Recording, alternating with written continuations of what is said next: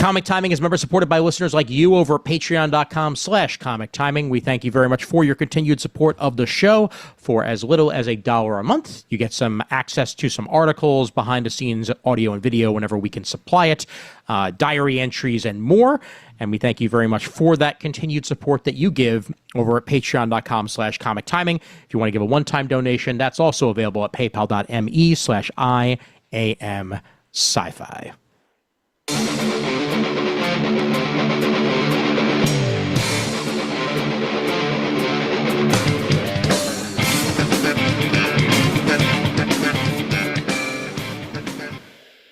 Hey there, folks. My name's Ian Levinstein, and welcome to episode 280 of Comic Timing. Nice round number, and it is previews time once again.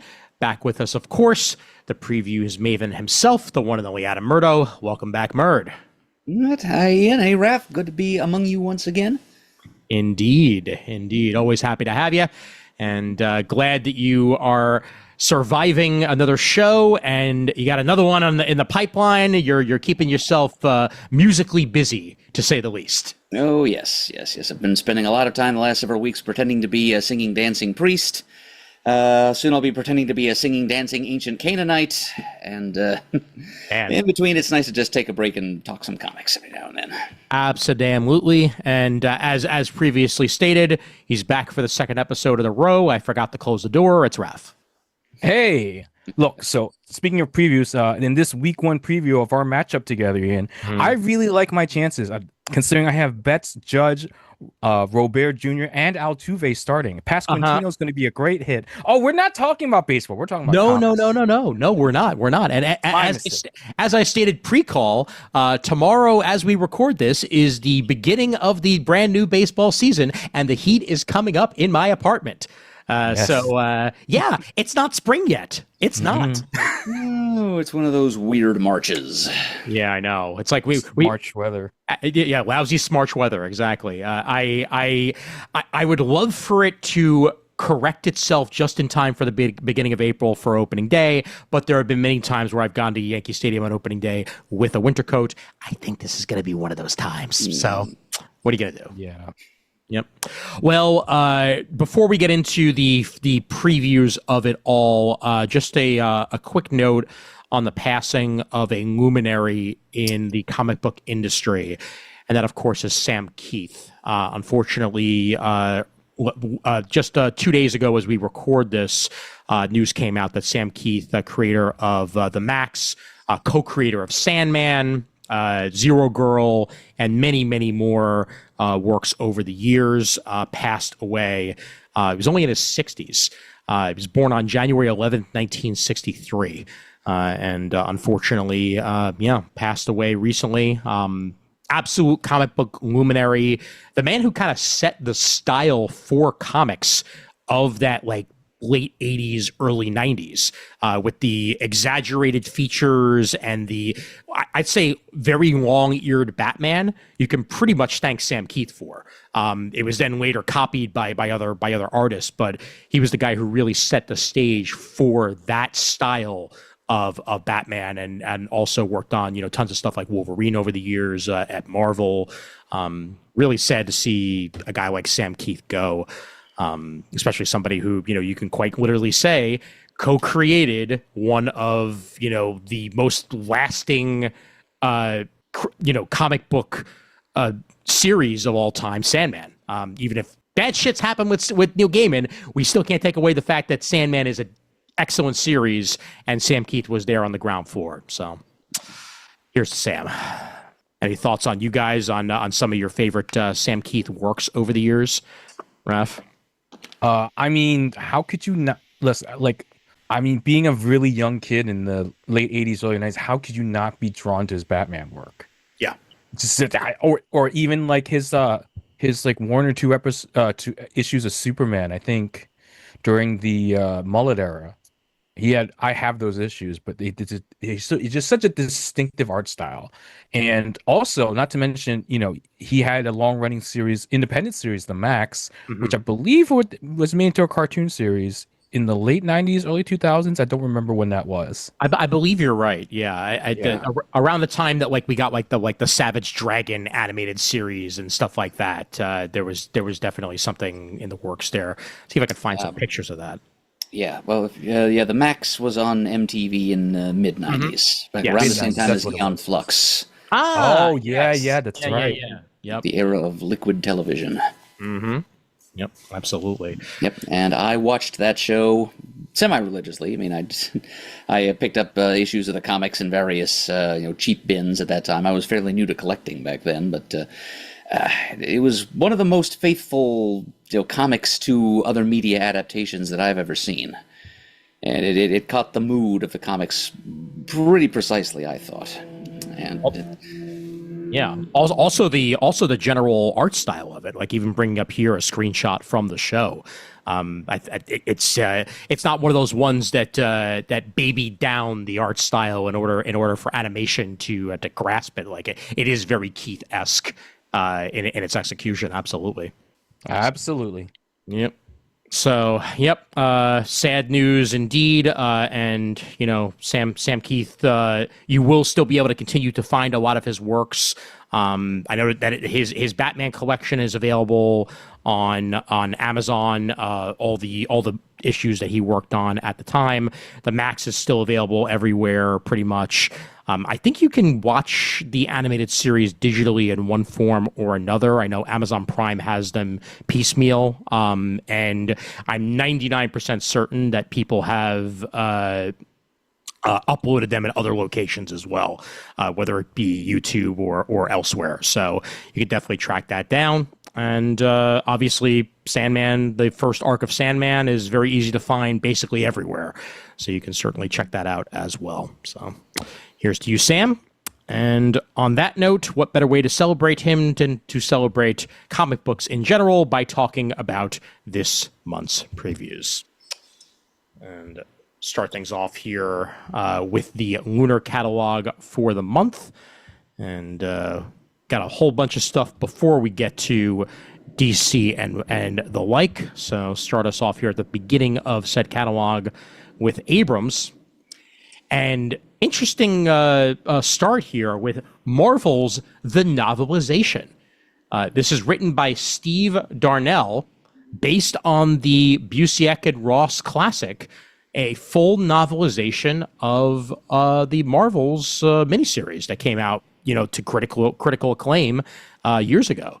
So this is a unprecedented interpretation of one of the most famous stories in Marvel Comics history. Of course, we know about the essentially the bystander effect that Marvel's created, and this will tell the behind the scenes of that. And frankly, I hope they also do an audiobook version, because it worked so well for Kingdom Come back in the day, and I know that there's going to be a new Kingdom Come audio drama being released, and why not do the same for Marvel's? Sure, this is a 30th anniversary of Kingdom Come. Now would be the time. Mm-hmm. Yep, absolutely. Wow. So check that out here. Steve Darnell's adaptation of Marvel's in novelization form on page 4 of the Lunar Catalog. We also get a previously offered through other distributors, our favorite language that winds up in these Lunar catalogs. They mean diamond. Fantastic Four #1 panel by panel, reoffered here on page 6. This is for the 60th anniversary of Fantastic Four. Iconic and influential first issue by Lee and Kirby, deconstructed by award-winning designer Chip Kidd, with text by Tom Brevoort, historian Mark Evanier, and photographs by Jeff Spear. Basically breaking it down panel by panel. Fantastic Four #1 in glorious fashion here. This is going to be an 8.5 by 11 full color illustrations throughout 260 pages worth of hardcover on page 6. I just realized I've been collecting comics week to week, month to month, every single month for 29 years and 3 months. Yowzas. So in December of this year, it'll be 30 years of nonstop. That's not true. I stopped when I got really sick. When I was in high school. So, but like almost uninterrupted 30 years this year. Wow. Damn. That's pretty yeah, I've invested a lot of time and money into comics, let's just say that. Yeah. You've been collecting comics almost as long as Image has existed. Yeah. Like, well, I mean, I first started getting comics like in 93, 94, but like going to the shop every single week, that started in December of 96. Yep. I want to say it was like partway through 7th grade. Yowzas, man. Yeah, it's a long time. Good times. Good times. When I say I have 20,000 comics, you can kind of understand how. Yes. Yes. As we can see, at least some of them directly behind you. So, yes. Just a little bit. Well, here on page 12, more comics. Colossal Volume 1, graphic novel written by Rutiel, illustrated by Diane Truk. Love, humor, and powerlifting collide in Colossal, a massively successful international webtoon now presented in print about a young aristocrat who's about to discover that the heart may be the strongest muscle of all. Aw. So if you want a powerlifting comic with a little bit of romance kick to it, you'll find it here on page 12, Colossal Volume 1. On we go to Ahoy. Toxic Avenger issue 10, Matt Boers, Fred Harper there on page 19. The mind-bending conclusion of Toxie Goes to Washington. So end of the of another chapter of Toxic Avenger there for you on page 19. And volume 3 with the full Toxic Goes to Washington available on the next page, page 20. Now this caught my eye when I was flipping through it. Archie's had some fun stuff over the last couple of months, and this is part of their 85th anniversary, Archie's Movie Mania by Jamie Rattant, Stephen Butler, Bill Galvin, Lily Butler, Ben Galvin, Jack Morelli, and Glenn Whitmore. Movie style Archie out the wazoo here. The super teens and the power pets take on some souped up zoo animals in an all out brawl. Gotta love that. Hopefully there's a gorilla. And who's the evil mastermind behind all the chaos? Then Veronica Lodge and Ginger Lopez battle it out in the next best fashion critic. So inspired by movies like Masters of the Universe, The Mandalorian and Grogu, and The Devil Wears Prada 2, that brings us Archie's Movie Mania on page 24.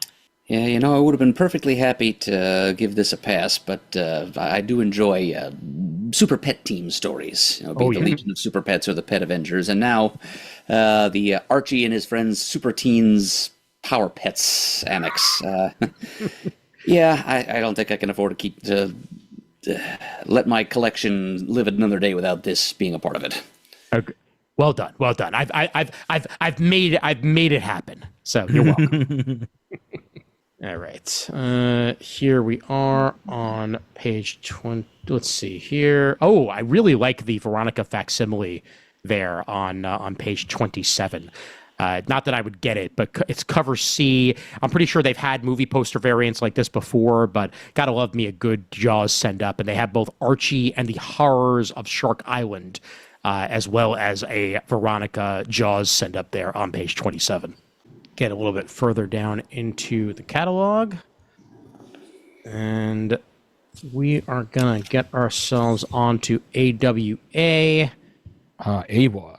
Yes, good old AWA. And AWA knows how to give you previews because, boy, oh boy, if there's not 7 pages worth of previews, then it is not an AWA solicitation. Yeah, they don't have to pay to print it on paper anymore, so why not just pile them on? Don't worry, Dick Sully. AWA provides. So we'll go down to Bad Idea and Megalith. You sure about that? Yeah. It's a bad idea, but it's a good idea. Megalith, the Olympus Saga. Matt Kindt and Louis LaRosa's 8 years in the making comic book here. It's an explosive comic odyssey of unparalleled scape and artistry. 20 minutes ago, a massive monolith crushed into the heart of Baltimore. obliterating 16 square blocks and probably the convention center. No one knows where it came from or why. Somehow the monstrous deep space object evaded the global surveillance net. 3 elite branch teams were displaced to penetrate its outer shell and disable it. 10 minutes ago, it sprouted tendrils. Whoa. That began ripping apart nearby streets, probably also the Orioles Stadium. And then we go from there. Just 2 minutes ago, the megalithic anomaly achieved its final form. It hasn't even reached its final form. It did. It reached its final form. A gigantic 100-story tall humanoid mecha robot, then began marching towards DC. So Officer Jack Casey, no. A beat cop scarred by the past who, along with what remains of the breach teams, must scale the robot from the inside. If they can reach the head, got to go for the head. They can destroy it, but time is running out. That brings us Olympus Saga Megalith number 1, written by Matt Kindt, art by Louis LaRosa here on page 62. Very kaiju-esque action, and I am A-okay with that. Pages and pages of preview art and variant covers. So many pages. All the pages. Oh my god. Yeah, so it's basically, I feel like half of Lunar's catalog is just a preview for Monolith this time around. Meanwhile, Quitely, Kolstad, Venditti, Warbird. Thank you for actually finally giving us the solicitation itself after Miss just Marvel. putting a bunch of things on there. Yeah.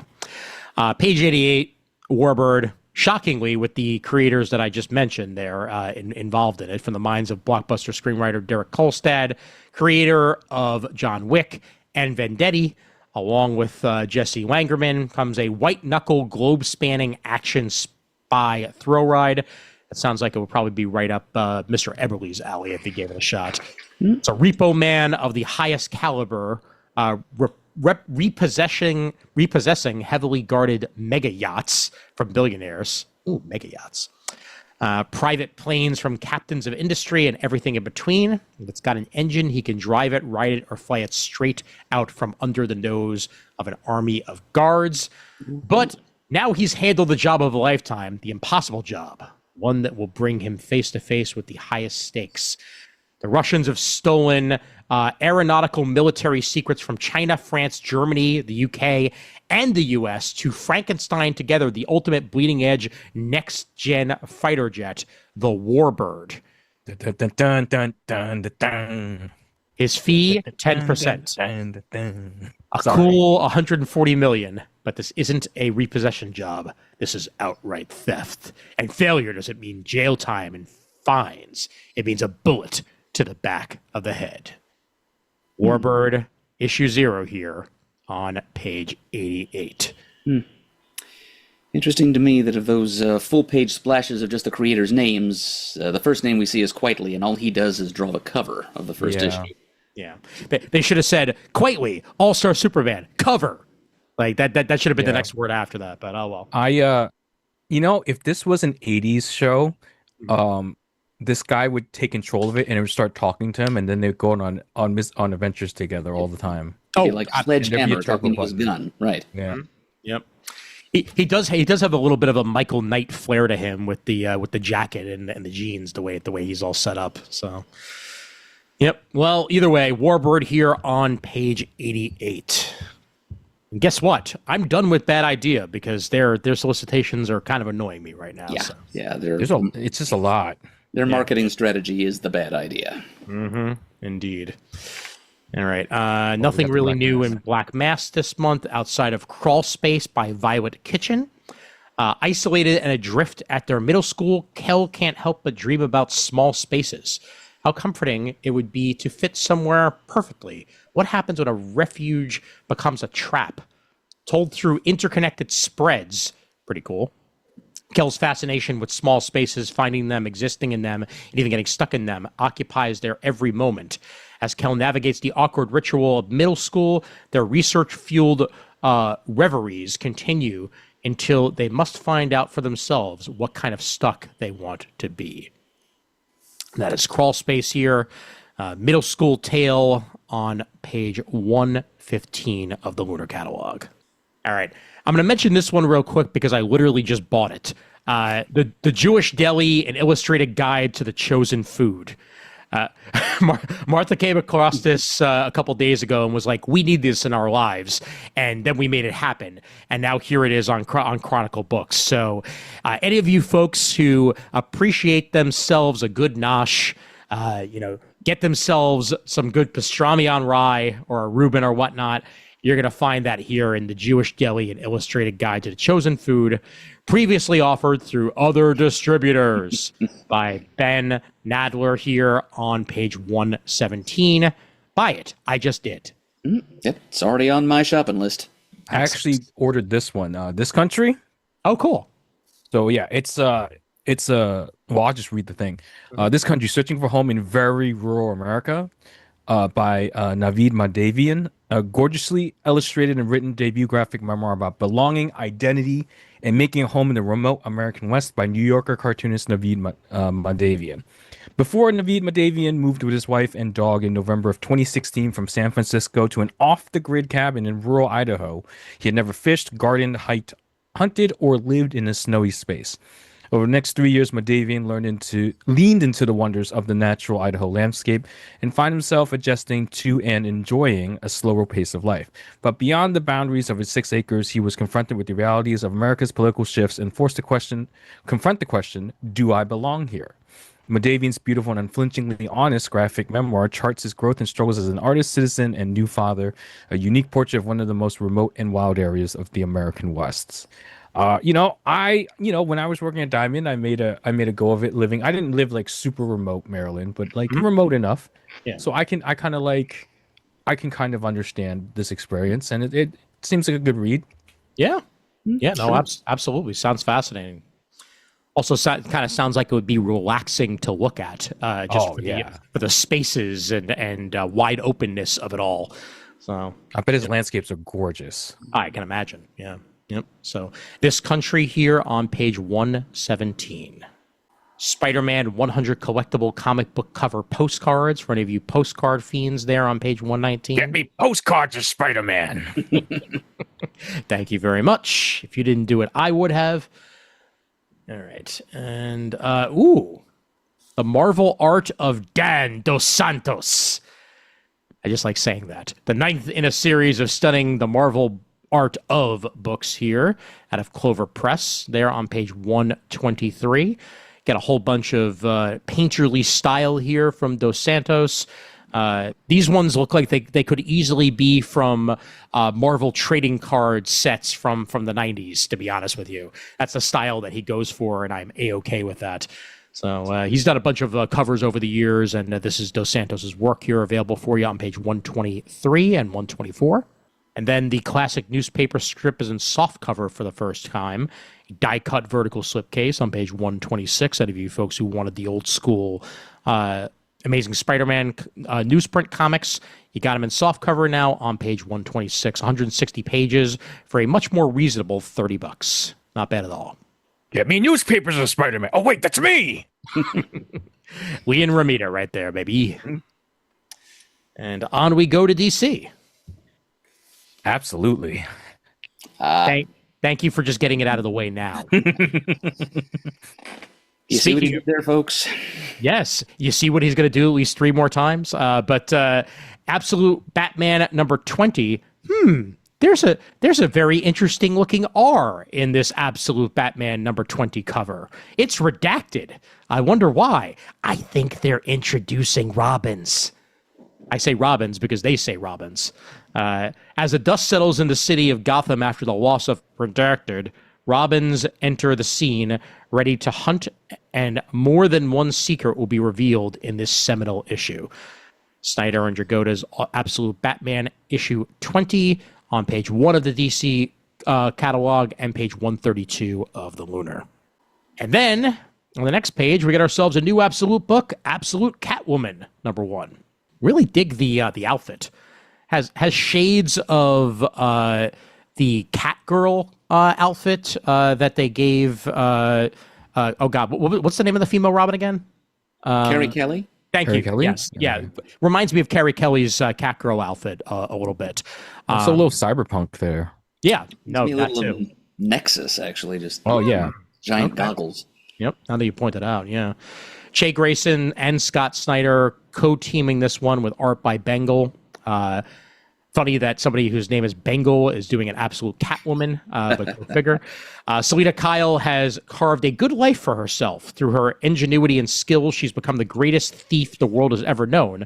With high-tech gear and weaponry, there's no place too secure for Catwoman, but when someone from her past comes a-knockin', Selena's life comes crashing down around her, and she'll need to get to the bottom of a mystery, taking her all around the globe. This globe-trotting here begins on page 2/133 of the Lunar Catalog, Absolute Catwoman #1. Digging the art style. And for something very different. Absolute Green Arrow, brought to us by Pornsak Pichetshote of The Good Asian, and with art by Raphael Albuquerque. And the interesting thing about this is that Green Arrow's not even the protagonist of this book. He's like the antagonist. He's the quarry. He's like Hannibal Lecter to the Clarice Starling of protagonist Dinah Lance. So it's kind of an Absolute Black Canary series on the trail of Absolute Green Arrow, who in this reality is kind of a serial killer who targets fat cat billionaires. Mm-hmm. Yep. I did hear that that other Arrow characters are going to be introduced in forthcoming issues as well.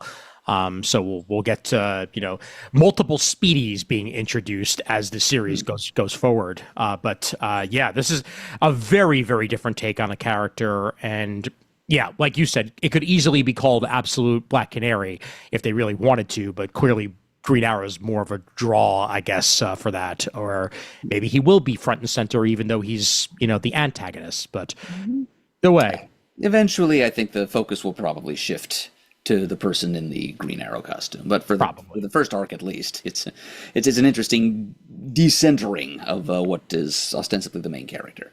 Yes, indeed. Absolute Green Arrow on page 4 of the DC catalog /135 of Lunar. And yeah, some really horrifying artwork to go along with it. Now, how about this? King Shazam is here to shatter the Absolute universe in Absolute Superman #19 by Jason Aaron, as we're getting some Shazam action in Absolute form here. And it doesn't look like it's going to be the very, very friendly version of Shazam, to say the least. Wouldn't expect that from an Absolute book, to be honest. Yep. Yeah. I got the cover B. Nice. He's risen with a power unlike anything Superman has faced before. What connection does he have to Brainiac and the mysterious Father Box? Plus, another classic character has made their Absolute debut, though it remains to be seen if they're a friend or foe of the Man of Steel. So get multiple characters being introduced in this particular issue. And we all know how Superman tends to do against magic. So this is going to be some interesting fare here for Absolute Superman to be dealing with on page 6 /137 of the catalog. Completely. Oh, nice. Okay. Oh, didn't see that one coming. Mixing it up. That changed it up. Yep. Diana and Zatanna must join forces or perish in Absolute Wonder Woman #20 by Kelly Thompson and Hayden Sherman here on page 7 /138 of the catalog. And in space, no one can hear you scream. I feel like I've heard that one before.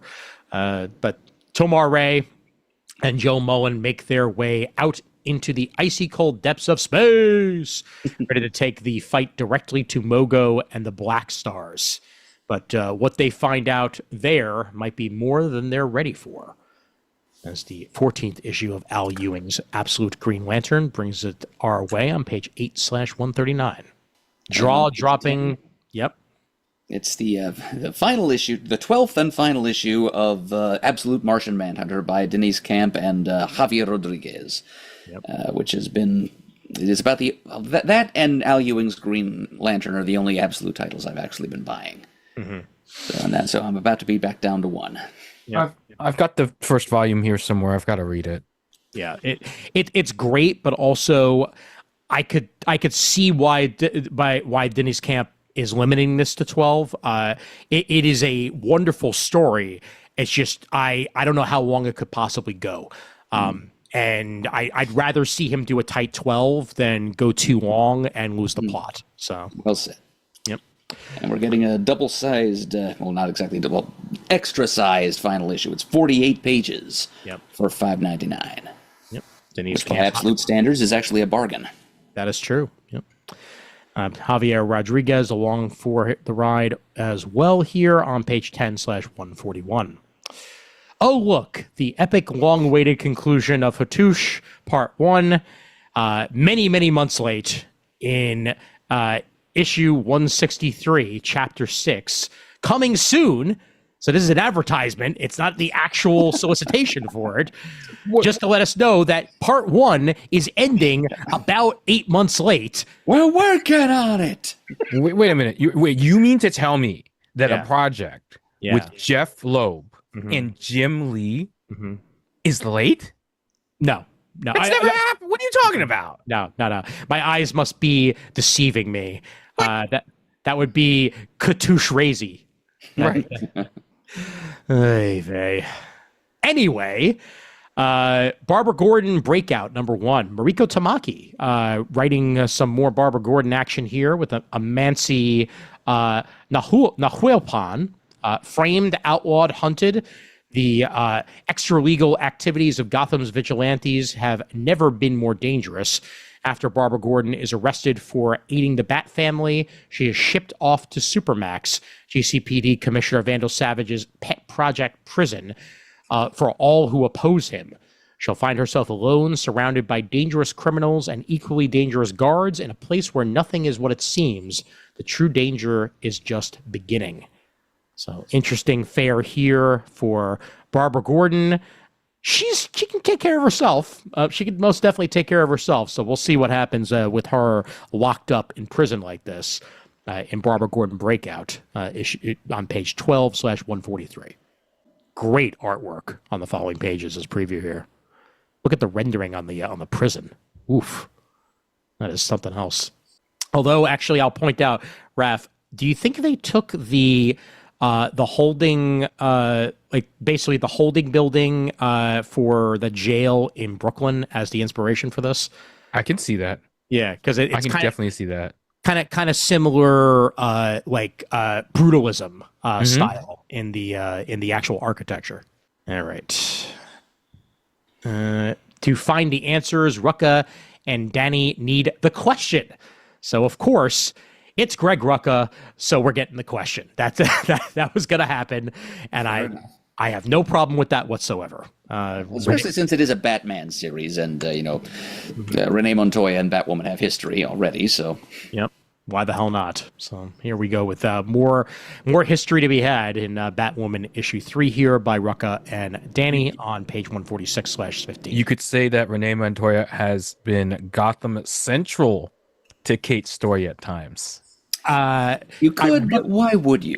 I don't know. I don't know why you would. I just positing that you could. You're really making me start thinking I'm going to have a soundboard on hand just so I could do the wah wah wah wah. I do have a soundboard that I use for my D&D game actually, and the only sound I have is. Which I don't know if you heard that, but no, no. It's the pay sound for when you do Apple or Google Pay. Oh, okay. And I do it whenever they sync up with someone else's Smart Stone. Got it. Okay. All right. Meanwhile, Scotty Young in Jorge Corona's 3rd issue of Lobo. Love the cover, so really need to just point it out for that. The I'll just say little Lobo popping out of Lobo's head, whether they're intended or not. I love that imagery there on page 15. Yeah, I took a quick peek at #1 on the shelf a week or two ago, and if you were a fan of Lobo in the 90s, I think that what Scotty Young and Jorge Corona are serving up here is going to be very much to your taste. Excellent. And Deathstroke the Terminator, we get a Deadshot Deathstroke team up here by Tony Fleeks, and Deathstroke the Terminator #3. The bounty is out on Slade Wilson. There on page 16/147, and the 2nd issue of Lemire's Fury of Firestorm, and I'm really looking forward to reading the 1st issue of that. Lemire on Firestorm, you can't not give that a shot. Sure. Yep. Ryan Sook steps into the art chores for issue 9 of Batman, and that is still no art to sneeze at right there. Jorge Jimenez was busy with another project, some sort of crossover between Marvel and DC. But now that that's done, I'm sure he'll be back in a few issues. But Fraction and Sook, the GCPD launches an all-out assault on the Bat family, as previously mentioned on another page. Oh, they don't have I got the AAPI cover, but they don't list it. Oh, interesting. Well, maybe that was exclusive to the internet, or they decided to add it after DC Connect was actually put out. That's true. That's very possible. Page 17/148 there, and the explosive finale to the Curse of the Blood in Batgirl number 19 by Tate Brombal and Takeshi Miyazawa. Cassandra Cain must decide what kind of family she's willing to fight for. In that issue there, page 18/149. I got the Acuna variant. Nice. Okay. Now, I want to touch on this Nightwing cover for The Forest, because it is a strange cover.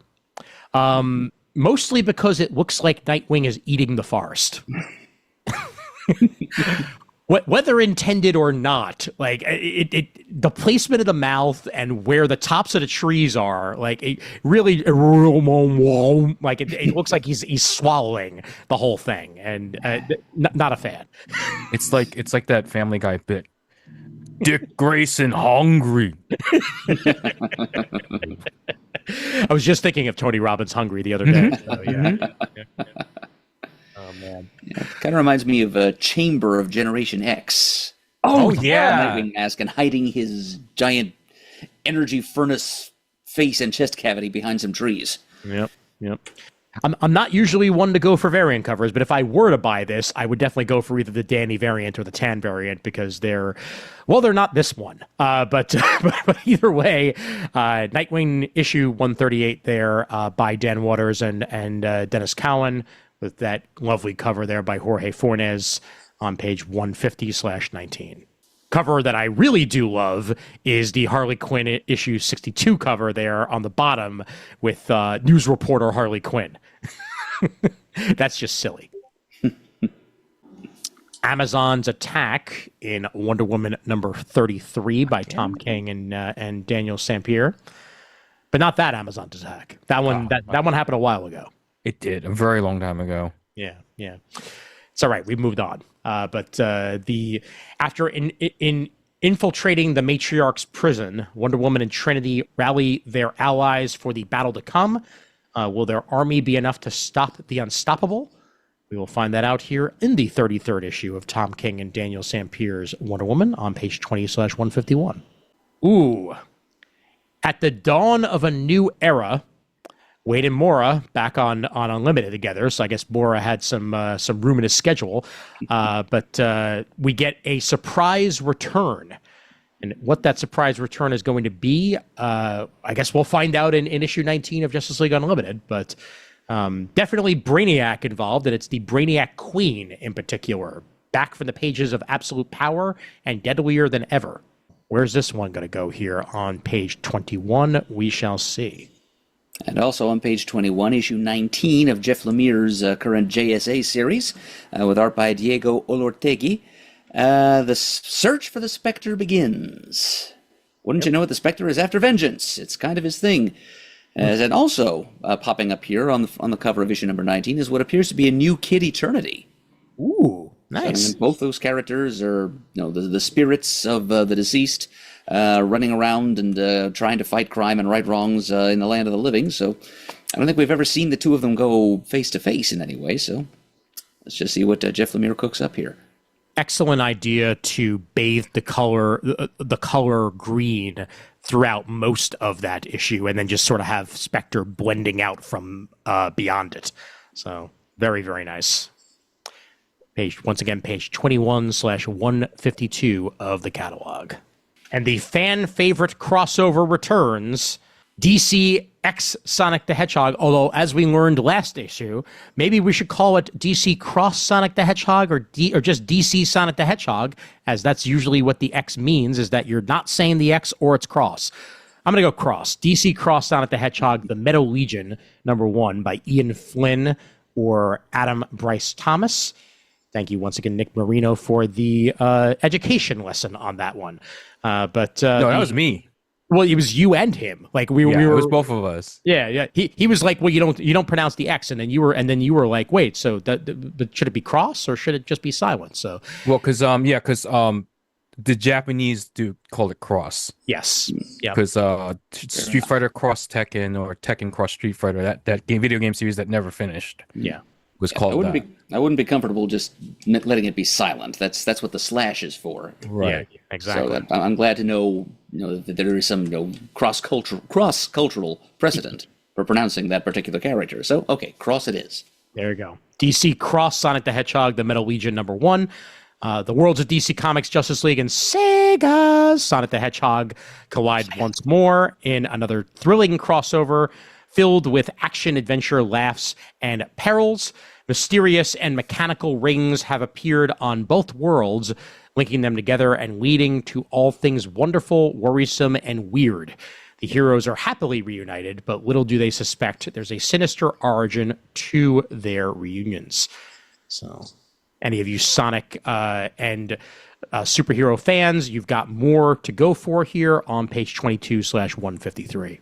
Again, artwork that does a good job of combining the two worlds. Kind of gives the Justice League a little bit of a JLU flair with a slight anime tinge on top of that. Not bad. All right, on page 24, Josh Williamson and Dan Mora's Superman series, cover featuring Superboy Prime, has Prime meeting up with Witchfire from Crib Music's The Power Company, a character we haven't seen in a while. Yeah. Yeah, digging deep for that one, and I ain't mad. So, I also got the unlisted AAPI cover for this one. Well, there you go. Are you sure they weren't just offering those to you specifically? Like I mean, the DCBS doesn't. I don't know if DCBS likes me that much. Following you around, Raph. Yeah, he's putting my kids through college. They never answer my calls when I offered to sell them toys because I knew I never called them, because I knew what their business was. Yes. But they were one of my accounts when I was at Diamond, and people were like, "Why don't you contact DCBS?" Because that's not what that works. Not what they do. No. Yep. And then in the next issue on this page, the Mark Waid Action Comics issue 1098, or 2 away from issue 1100 of Action Comics. Holy cow! At war with the Weapons Master, we get ourselves Mary Marvel, Booster Gold, and Martian Manhunter in the pages of Action Comics here with Mark Waid as the writer. Yeah, doing kind of a Legion of Superheroes impression, going back in time and teaming up with the young Clark Kent. Mm-hmm. I got the crypto cover. Nice. That's on page 24/155 as a reminder. And as war approaches in the reign of the Superboys, the battle between the newly empowered Rebel Black Flame and Team Thunder rages on as Supergirl, still at the mercy of her recent cybernetic enhancements, is forced to come up with another tactic to save Kandor from ruin. Can Superboy and Lena Luthor's arrival turn the tide of the approaching war? Sophie Campbell. Look at that Connor Kent cover. Oh, that's damn nice. Yep. Mm-hmm. Yeah. Brailsford variant there. That's issue 13 of Supergirl on page 25/156. And on that same page, Superman Unlimited #13 is Beppo, baby. Yes. Yeah. The mad mammal of might. So he's playing Beppo the super monkey as a rampaging monster. That'll be interesting to say the least. Yep. It stands. I trust him. That also Kryptonian Nightwing on the cover there? Yes. It says his name is Tomorrow Man. Okay. I don't know who's in that costume. It kind of looks like a Batman Superman hybrid. Yeah. Maybe he's one of the future super sons. I'm not caught up to this issue yet, but I did get the Marquez variant because it's got all the Superboys on it. Yep. Now that you pointed out, yeah, the combo is definitely there, but it is certainly reminiscent of the Nightwing costume, the Candor version of Nightwing. Van Z. Page 25/156, and then Roar. Wade and Gutierrez bring us some dino action with Batman Superman World's Finest issue 51. Uh-oh, that sounds like a T-Rex. Yep, that's all you need. We have a T-Rex. We do. Yeah, looks like the World's Finest team is going down to Skartaris and teaming up with the Warlord. Excellent. Ordinarily, I wouldn't care so much, but Wade is writing it, so I do. Mm-hmm. Should be fun. Yep. Absolutely. Thank you. The Deadly Return of Black Manta, Emperor Aquaman issue 17 here, as we see Aquaman inside of the ship that looks like his head, or it might just be his head. We're not quite sure if that's a reflection or if that's just him standing inside of it. It's probably a reflection, but it's always hard to tell when you have a ship that looks like your helmet and your helmet. I'm sure Brainiac got that all the time. Oh, yeah. Yep. That's on page 27 there of the catalog /158. And welcome to Hollywood for Green Lantern. As for one thing, Kyle's got a new costume, and it's in the Putri variant there, but we'll be seeing it more often in future issues. But new superstar on the rise on the cover there. The glitz, the glamour, the giant alien that wants Odyssey dead. Wait, what? In order to ensure that her burgeoning career keeps, burgeoning, Odyssey, the Time Bandit, is tasked with doing the meeting circuit, accompanied by Kyle Rayner. She has to drive around to various coffees, lunches, and dinners to hobnob with the decision makers. But where there are celebrities, there's paparazzi and someone else. Someone who wants to stop Odyssey's star from rising into the sky of celebrity. So, Jeremy Adams and Iguara. I really like the redesign for Kyle. It's very reminiscent of his 90s look. Mm-hmm. Yeah, I think Donovan pointed out in our group chat the one thing that I don't like personally that I agree with is the being able to see the eyes through the mask. Oh, that's BS. Yeah, I know. He's got a space clamshell mask that you should not be able to see his eyes. Okay, I can understand wanting to see Batman's eyes, but Batman's got fancy technology. You cannot see a Green Lantern's eyes. That's illegal. Yeah, the Guardians of the Universe will come for you. Otherwise, it's kind of a combo of of two of his most popular outfits. So I'm down with that. That's on page 159/28, and we get ourselves. It looks like we're going to be getting some Manhunter action in Green Lantern Corps issue 16 there. Yep. Yeah, and my first thought was that she resembles Aya from the Green Lantern cartoon. Yeah, if they could bring that character into the DCU continuity and play her as a Manhunter, I'd be more than okay with that. Yeah, why not? Just so long as she doesn't, rip the Anti-Monitor's head off and take over his body, because that was enough to make me despise that character for years afterward. Yeah, that wasn't the best swing. Yeah. Yeah, so as long as they, go a different way with her, sure, they can have Aya in the comics. Yep. Plus, given the solicitation here, looks like Katmatui is back among the living. I don't know when that happened, but she's teaming up with the other female Korugarian we all know, Soranik Natu, daughter of Sinestro, to survey the Korugar that survived a fractured spectrum and the rebirth of Parallax. Plus, stuff is going on with Jessica Cruz, and the Butcher, the entity of rage, is on the prowl, too. So, interesting stuff on the horizon in Green Lantern Corps right now. I also know some fascinating stuff going on with Guy Gardner, as he had a sort of a death and rebirth situation, and is kind of looking like a green preacher right now, which probably ain't going to last very long because he's Guy Gardner, but still. Anytime they do anything to him, when he was like part Voldarian, when he was like half demon, shortly after he came back from the dead the last time, he always ends up with just the orange bowl cut and just. Yep. Page 28/159 for that. Speaking of Guy Gardner, Green Gardner, that's his name now. Tales of the Green Lantern Corps, Guy Gardner #1. Jerry Duggan gets to write Guy Gardner Green Lantern, which is kind of a character he was made to write. So this is gonna be fun. Anybody who regularly wrote Deadpool probably will have a good take on Guy Gardner. So let's see where that goes here. Mm-hmm. That's on page 29/160. And in Adventures of Superman, Book of L, issue 8, we are getting closer to the conclusion of this particular story arc.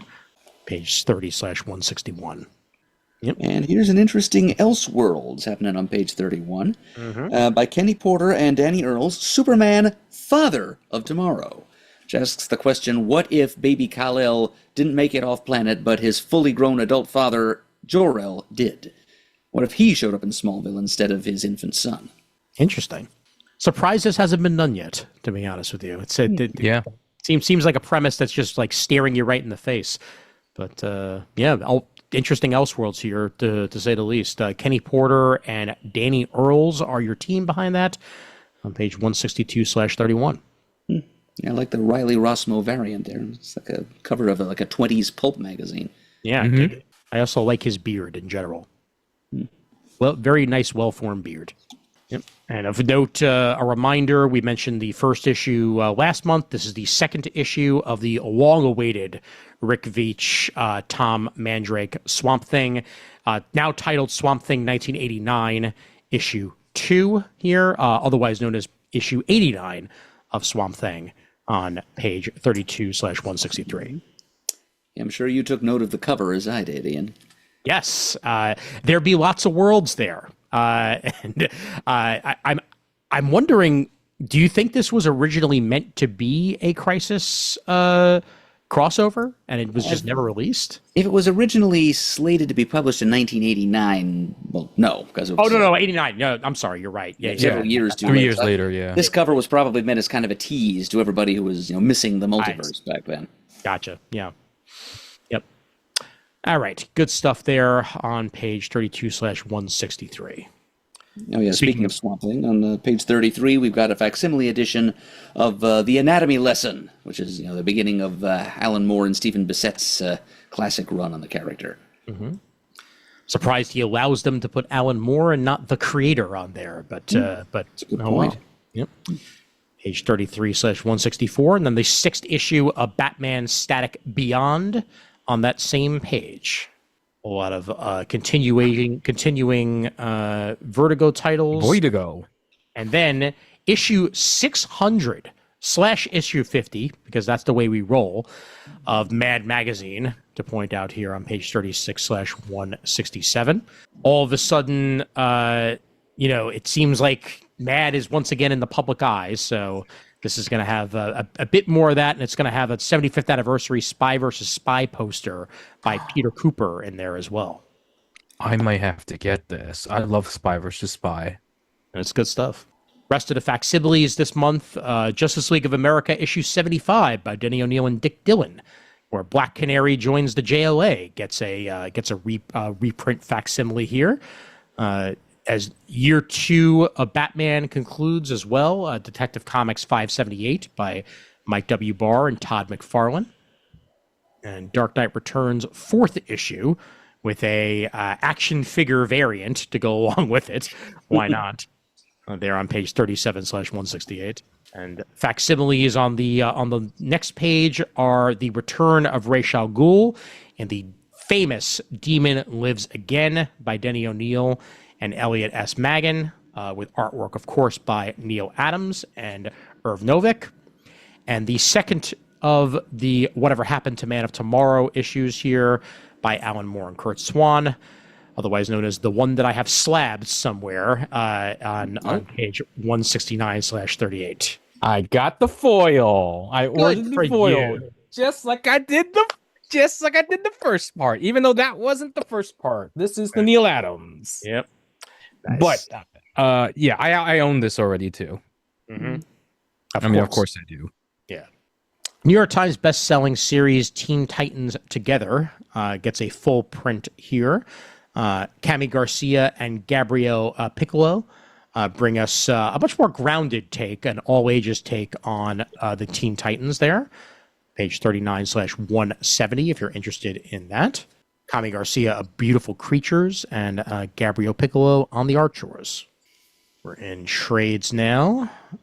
Philip Kennedy Johnson's Batman and Robin Volume 3, collected in full here, issues 25 through 30, the Quiet Man story. And we get ourselves a compact Batgirl of Burnside on page 41/172. One of the more famous semi-relaunches of a character, as it was within the pages of the Batgirl series, but it was very much a reset on the character of Barbara Gordon that was really well regarded at the time and gave her a style and appeal that was very long lasting. Good old Babs Tar. Yep, absolutely. Babs drawing Babs. Who would have thought it? Mm-hmm. Page 41/172 there for the compact edition of Batgirl Burnside. Yep, 300 pages of Babs for only $9.99. Not bad. Can't beat it with a stick. Yep. And then we get some compact Fourth World, When the Old Gods Die, by Kirby himself. And, of course, artwork by Kirby and others along with that. So very, very old school New Gods storytelling here. Collecting issues 1 through 3 of New Gods, Forever People 1 through 4, Mr. Miracle 1 through 4, Superman's pal Jimmy Olsen, yes, 133 to 143, Superman's girlfriend Lois Lane, 111 and 115, and pages from Superman 233 and Lois Lane 114 for good measure there, page 42/173. The origin of Poison Ivy, the murder of Batman's copycats, Bruce Wayne's buried past, and more can be found in the DC Finest Batman Blind Justice by Sam Hamm, Christopher Priest, Alan Grant, and others, with art by Dennis Cowan, Jim Aparo, Eduardo Beretta, and others. Excellent creative team there, and if you've ever wondered about Poison Ivy's origin, you'll find that within these pages on page 42/173. You know, I think, if it's the story I'm thinking of, that Poison Ivy origin was actually written by Neil Gaiman. Ah, okay. So they're just not going to mention his name, but they're going to publish it. Okay. Seems to be what they're going with. Or I could just be wrong about that entirely, but Yeah. I do seem to recall that there was an issue of Secret Origins that talked about Poison Ivy, and I think Neil Gaiman actually wrote that story. Let's see. Poison Ivy origin, Secret Origins. Let's see what the internet tells me. And Poison Ivy Origins in... Is this the World's Finest issue, or is this just Secret? It was in Secret Origins, the 80s volume of Secret Origins. Secret Origins, okay. I'll do a better job of looking for it later, but yeah, all right. We'll move on from there to Batman the Black Casebook, which has some old school action. Bill Finger, Ed Herron, Edmund Hamilton, and others, along with Dick Sprang, Bob Kane, Sheldon Moldoff on the artwork chores. Again, old school Batman here, you know, a whole bunch of old stories that inspired Grant Morrison's legendary run, all collected in one collection here. So if you want to know what led to some of the best stories that Grant Morrison worked on, they're here on page 174/43. Matt Wagner's Batman and the Monster Men gets republished. So any of you folks who've been looking for that, here's a new print for 2026. And on that same page, the deluxe edition of Batman Teenage Mutant Ninja Turtles by James Tynion IV and friend of the show, Freddie E. Williams II. Totally tubular, dudes. Yep. Page 44/175 for that. Elseworlds Justice League Omnibus with a great Alex Ross cover to go along with it. Some John Byrne, Peter David, Mark Waid, and others thrown in there with Ed Bennis, Dave Cockrum, Alex Ross, and others as well. So, includes Kingdom Come. Yeah. All 4 issues of it. Okay. Plus a lot of other Elseworld stories from around the same time. The Nail? Yeah. Yeah. We've got, let's see, we've got Commandy at Earth's End 1 through 6, The Golden Age 1 through 4. Is already a great collection. Justice League International Annual number 5, Justice League America Annual 8 and 10, Green Lantern Annual number 3 and 5, The Flash Annual 7 and 9, Superman Batman Doom Link issue 1, League of Justice 1 through 2, Guy Gardner Warrior Annual number 2, Aquaman Annual number 2, Wonder Woman Annual number 5, and Kingdom Come 1 through 4. Whole lot of rando annuals thrown in there, and Kingdom Come, and some other good stuff as well with like the Golden Age. So. Get Jiro, the complete collection in here, both the one written by Anthony Bourdain and Joel Rose, Langston Foss, and Ali Garza. This collects both miniseries of Get Jiro in one collection, page 45/176. I don't know if I have that anymore. No? You can get it again. Yep. The Planetary Compendium by Warren Ellis with artwork by amazing creators like Cassaday, Jimenez, Andy Lanning, and others there on page 46/177. And on that same page, the classic Robin Year One by Chuck Dixon and Scott Beatty, Javier Polito, Marcus Martin, and Robert Campanella. So it's well worth checking that out if you have not done so before. And finally, to close us out, Wonder Woman by George Perez, Omnibus Volume 2, the 2026 edition, of course, by George Perez and Wendy Noel, art by Chris Marinin and Will Bleiberg, and others. The legendary Jorge Perez. Indeed. Yep. Check it out on page 47/178, and that closes out DC. And with that, let's head over to IDW. And IDW this month does not start off with Turtles. Instead, we go straight to an IDW crime book. Dude. 7 Wives, number 1 here, by Zoe Tunnel and V. Gagnon. That's the new book out of IDW, 7 Wives.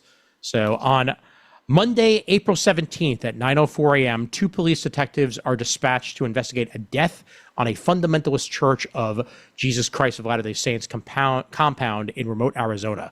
Matthew Dunn, the patriarch of the Dunn family, has been found stabbed on the pulpit of his temple, basking in the blood-soaked gaze of his savior.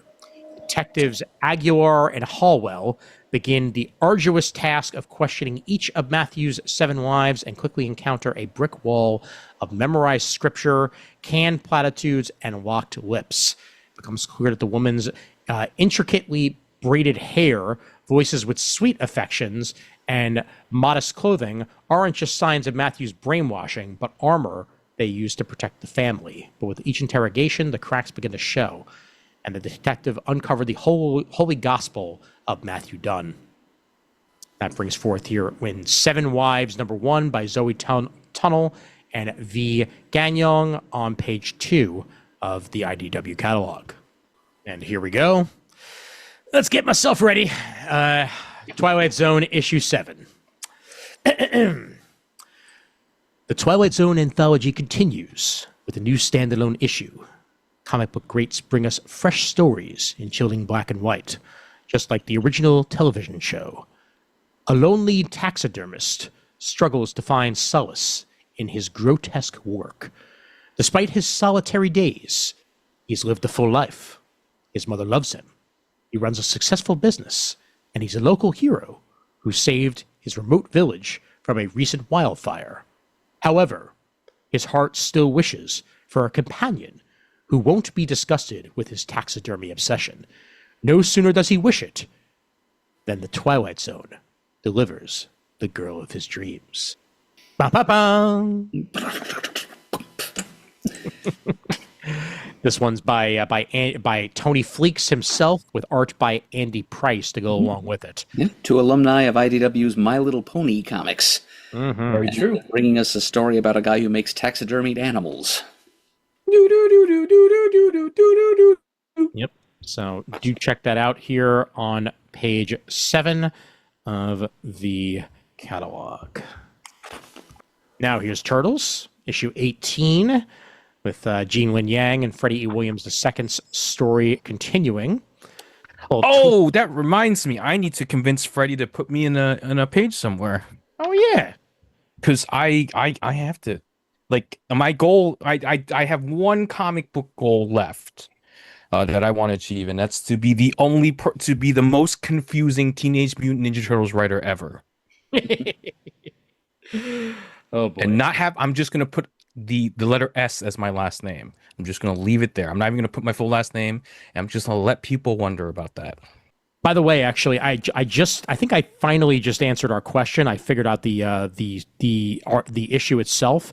If it's Secret Origins 1986 issue 36, that was actually written by Mr. Christopher Priest. Really? Yep. Yeah. So Chris Priest and Denny O'Neil on Secret Origins issue 36, cover date January 1989. Okay. Well, it does say number 36 in the solicitation for that collection. Yep. So there you go. Wow. How do I confuse Priest for Neil Gaiman? Well, shit happens. Yeah. I think he still would have been Jim Owsley back then, actually. Probably. Yeah, more than likely. Yeah. All right. TMNT Journeys here. I love the cover. Just absolutely love. Why are you so sad, Raph? Why are you so sad? Listen, sometimes life is tough. Okay, things happen. Also, I think this is supposed to be from the mid-late 2000s, the Mirage remake before they sold it off to IDW, because some of these covers have been familiar and I think I own them. Okay. I don't remember. Well, this is called a fascinating glimpse into a creator's relationship to their creation in this particular issue here. So, Teenage Mutant Ninja Turtles transmit their consciousness into nano Ninja Turtle bots to help save April O'Neil's life in the midst of her surgery in this particular issue. So, that's what we get here with TMNT Journeys by Peter Laird himself, with art by Jim Lawson and, of course, Peter Laird. There on page. Also, I think in this version of the Turtles, they all wear red. Okay. This is like a more classic traditional Turtles, as opposed to like the cartoon and everything that's come out since the cartoon, where only Raph wears red. Got it. Which is the best color because Raph is the greatest turtle to have ever lived. Yeah. Yes. Of course. No bias there. So it is written, so it shall be done. Yes. Yes, that's very true. Speaking of turtles, by the way, in Saturday Morning Adventures issue 37, we get the first animated appearance. I say animated in quotes since this is still a comic book, but what are you going to do? With Panda Khan landing in New York after a battle of wits with a sinister set of sorceresses. And the Teenage Mutant Ninja Turtles help Panda Khan defeat the Spider Witches, Twixt and Tween, and return him to his home. Get ready and get set. It's going to be pandemonium. Waka waka. Page 13. That's how you sell a comic. Yep. Oh, yeah. Oh, and there is a compendium on page 15 of the old Archie comics, Turtle comics. Oh, nice. Oh, wow. Yep. Yep. Includes the Mighty Mutanimals miniseries, 9 issues of the Archie comic, and other odds and ends. It's in a hardcover for about $100, though. There was a newsstand / grocery store by Kings Highway in my old neck of the woods in Brooklyn that I definitely bought a bunch of Archie Ninja Turtles comics back in the day. So yep. The newsstand at the Avenue U station. Yep. For the at that point the D train. Yep. But now is the Q train? Yes, the Q. Yep. Yeah. Yeah, and yes, so we were literally one subway stop away from each other buying Ninja Turtles comics. Never hung out. Yep, not once. Oh well, what are you gonna do? But did you see Ninja Turtles in theaters? Oh yeah, of course I did. Did you see it at Kings Highway? Probably, yeah. I did too. All right, Saturday. So if you went that Saturday, we were in the same theater, and I didn't know who the hell you.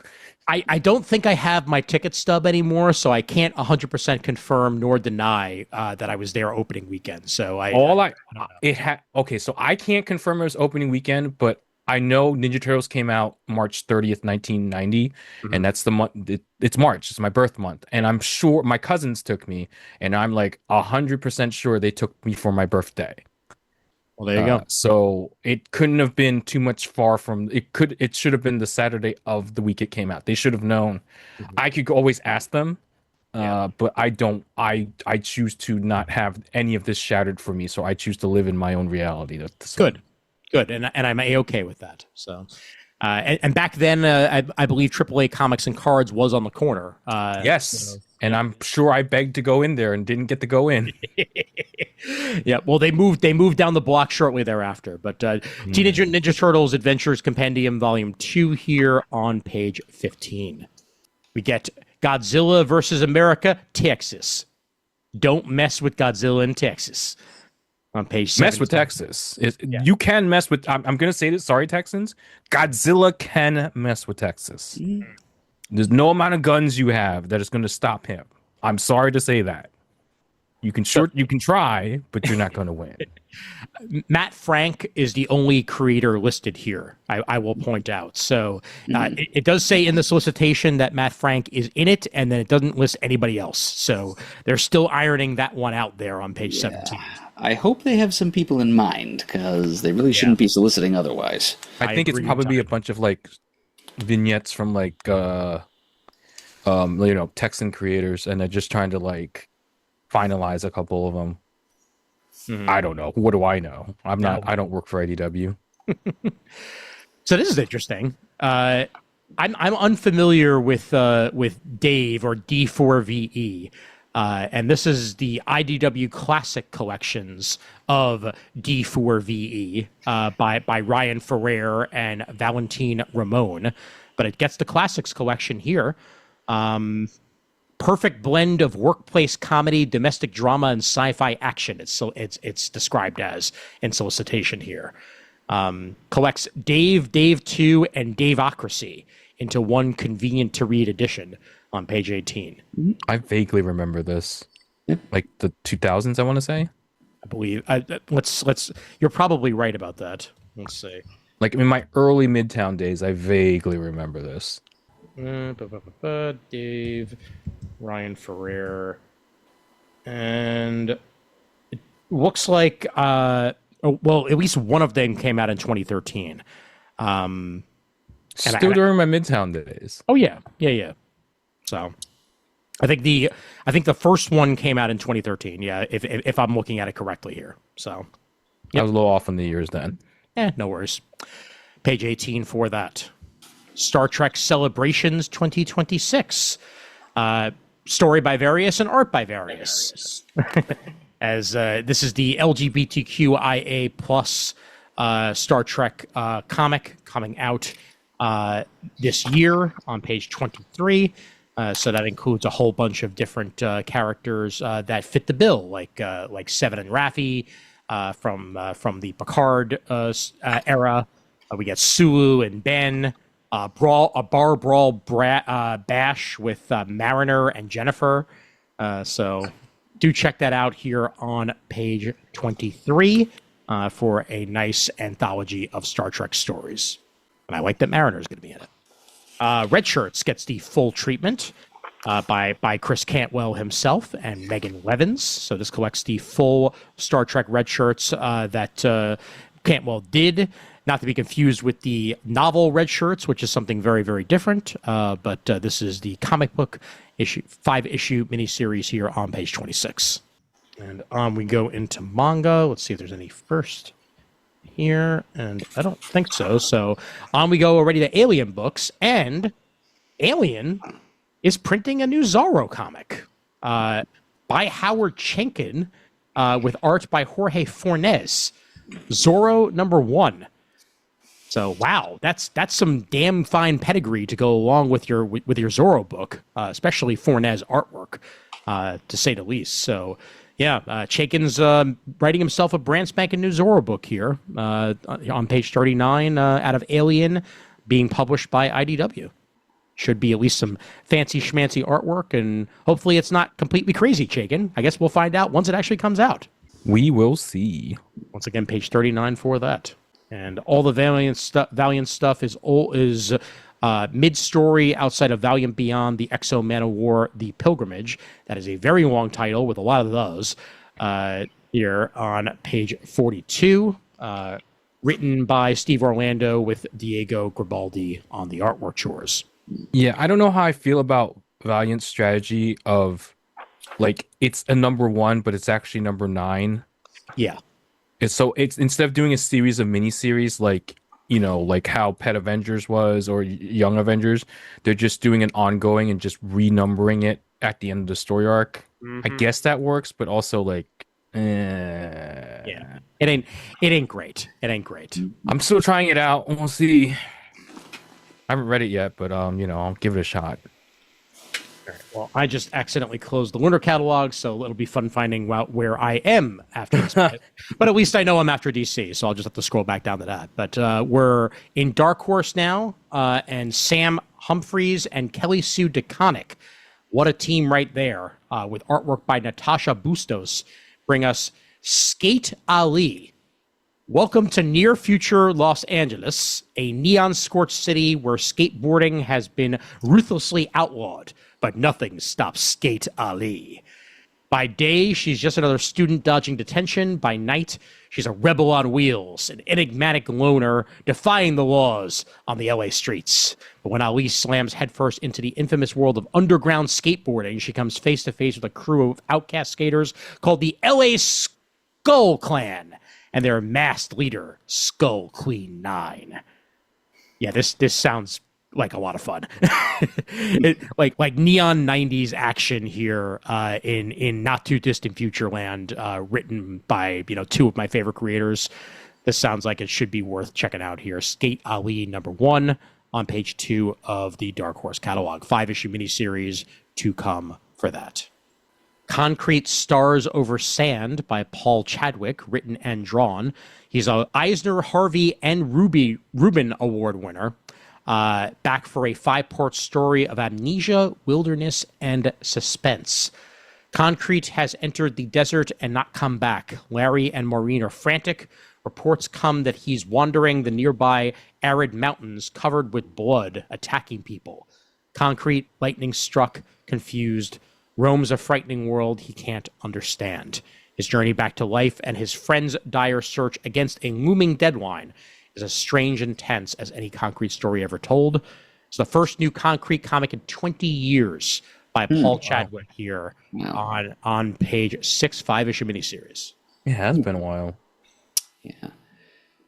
Just last weekend I was watching Strange Brew. You guys ever seen Strange Brew? I don't think I ever have, actually. I don't think so. Yeah, it's the movie based on the Bob and Doug McKenzie characters that Rick Moranis and Dave Tom, the Canadians. Mm-hmm.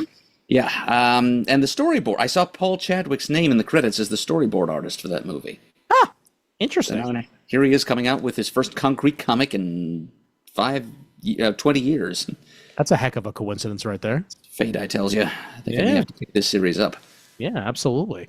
All right, and this is the book that I chose as our artwork for this particular episode. The Ring, The Man Who Beat the Man, written by the one and only Gail Simone, with artwork by Elisa Romboli. Influential writer Gail Simone, to say the least, launches a new series that mixes boxing lore and strategy with a fictional, merciless landscape where everyone wants to beat and be the champ. It's an exciting action series that takes a look at both the rich history of boxing and the mindsets of those who step in the ring. Produced with the editorial leadership at the historic boxing magazine The Ring, Dark Horse pairs Simone with the creative team of artists Elisa Romboli and colorist Zanfardino to deliver a boxing tale like no other. I am very interested in this book. Yeah. Yeah, this kind of feels to me like Fred Van Lente's historical projects, like Action Philosophers and comic book comics. Yep. It's telling it's blending real history of the sweet science here with like a fictional plot line that she's throwing in, and she's doing it with the complete cooperation of the editors of one of the most famous boxing magazines ever to see print. Yep. Yeah, it's a real interesting product they're putting together here. Yeah, most definitely. I will say, though, that it feels to me kind of like a trade weight, like something that would benefit from being read all in one sitting. I didn't get that was my intent. Yeah.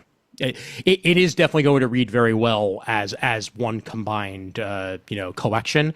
I'll point out two things. One, I also really appreciate it's the old school Dark Horse logo in the top left, as it's the 40 years of Dark Horse and everything. The fact that it is also the 40th year of Dark Horse, and they just fired their creator. I know. Oh, fare thee well, Mike Richardson. Yep. Murd, you haven't heard it, but I don't know if you've heard the episode yet, but I have a pitch to fix Dark Horse. Because we were talking about what's one thing we would do if we took over Dark Horse for a day or whatever. My plan is to something I don't know why it hasn't been done before, but just go in the area of Dark Horse headquarters and ask Brian Michael Bendis, Matt Fraction, Kelly Sue DeConnick, and whoever else is there. Hey, do you guys want to have a shared project in Dark Horse and it's all yours? And you do the superhero universe, whatever. It doesn't matter. Just you want to do something, and just get all these big names to do something with Dark Horse, and just I don't know, call it some sort of collaboration between Portland's own, something like that. You could call it Dark Horse Presents. Yeah, just all of them doing their own thing in the exactly. You could revive Dark Horse Presents. Comic. Yeah, and I'll also point out, a lot of those creators you just named are in the Dark Horse catalog this month. Interesting. For various other, creations, not something that they're doing together, but this is by far the strongest Dark Horse catalog that I have seen in months. And it also simultaneously worries me that maybe we might not get something this cool in a couple months' time, but it remains to be seen. So. They did listen to me. Oh no, I'm wrong. Damn it. I mean, Mike Richardson and I had the same idea, and look, he's gone. Yeah. So I don't know. Well, the Ring, the Man Who Beat the Man. Great title, by the way. I'll just point that out as well. On page 8 here of the Dark Horse catalog, this will be an 8-issue miniseries by Gail Simone. Oh, great artwork too. Really cool. James Tynion IV, or Tynion, or Tynan, I don't know, whatever. Monsters in Love, a Pride anthology one-shot with Tate Bromble on the writing chores as well, and Isaac Goodart on the artwork. This is a beloved anthology turns romance comics on their ogre-sized head. I almost mispronounced that word. With 10 swoon-worthy stories by fan-favorite LGBTQIA+ creators. Supersized Special also includes a framing story by the creative team of The Oddly Pedestrian Life of Christopher Chaos. So 80-page one-shot for less than $10, $9.99 for 80 pages. Good times here on page 10.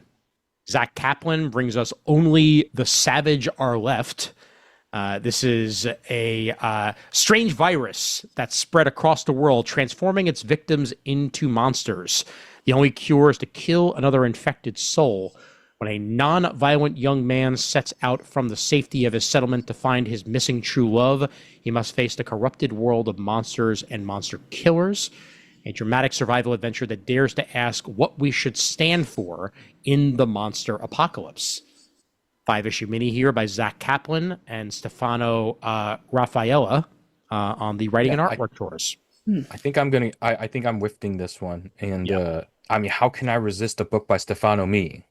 That's true. That's very true. It's just impossible. Plus, it's basically kaiju battles. The loser dies, the winner gets humanity. Mm-hmm. Yep. Interesting twist. What a twist on page 12 here. The Hellboy comic of the month, because there's always going to be a Hellboy comic of the month. Hellboy in Love, baby! Obsidian here. First issue by Mike Mignola, Christopher Golden, and Alex Nieto on that. This is going to be a 2-part Hellboy in Love story on page 14.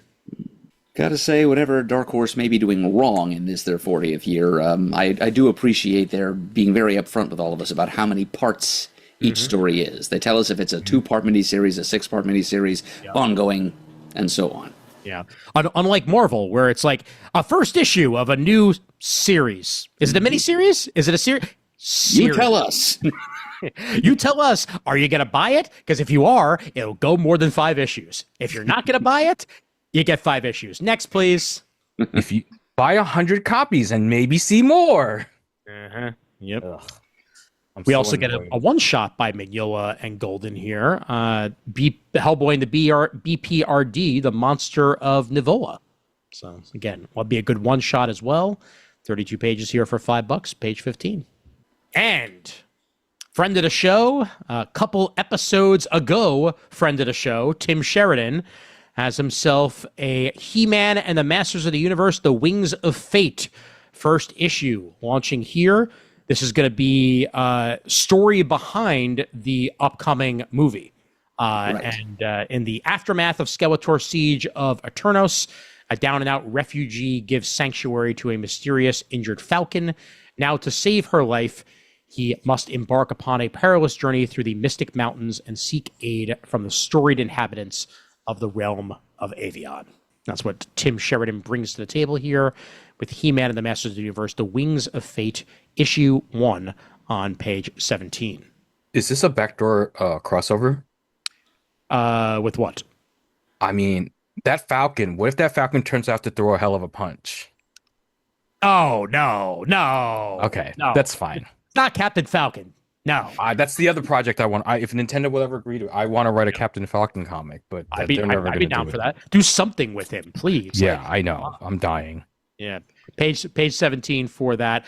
I will note, though, Murd, they don't actually mention how many issues this is going to be. So That's true, which leads me to assume it's a one-shot, but maybe not. Who knows? Second issue of the Kyoshi Warriors Avatar series by Brandon Huang and Bella Bessa. This is a 3-issue series here on page 18. And the third of 4 of the Gru Prophecy books that Sergio Aragonés has been writing is out there on page 19. Speaking of Mr. Bendis, here's the 10th of 12 here of Bendis and Oming's Powers 25, celebrating the 25th anniversary of the series on page 22.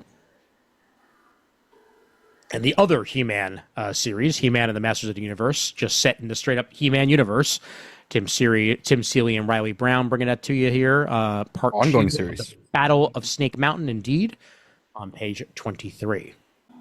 Avatar: The Last Airbender Chibis, Volume 2, Sokka's Boomerang Class, by Kelly Lee Miller and Ruka Ito, collected in full there on page 26. And Mignola's Captain Henry in the Graveyard of Time.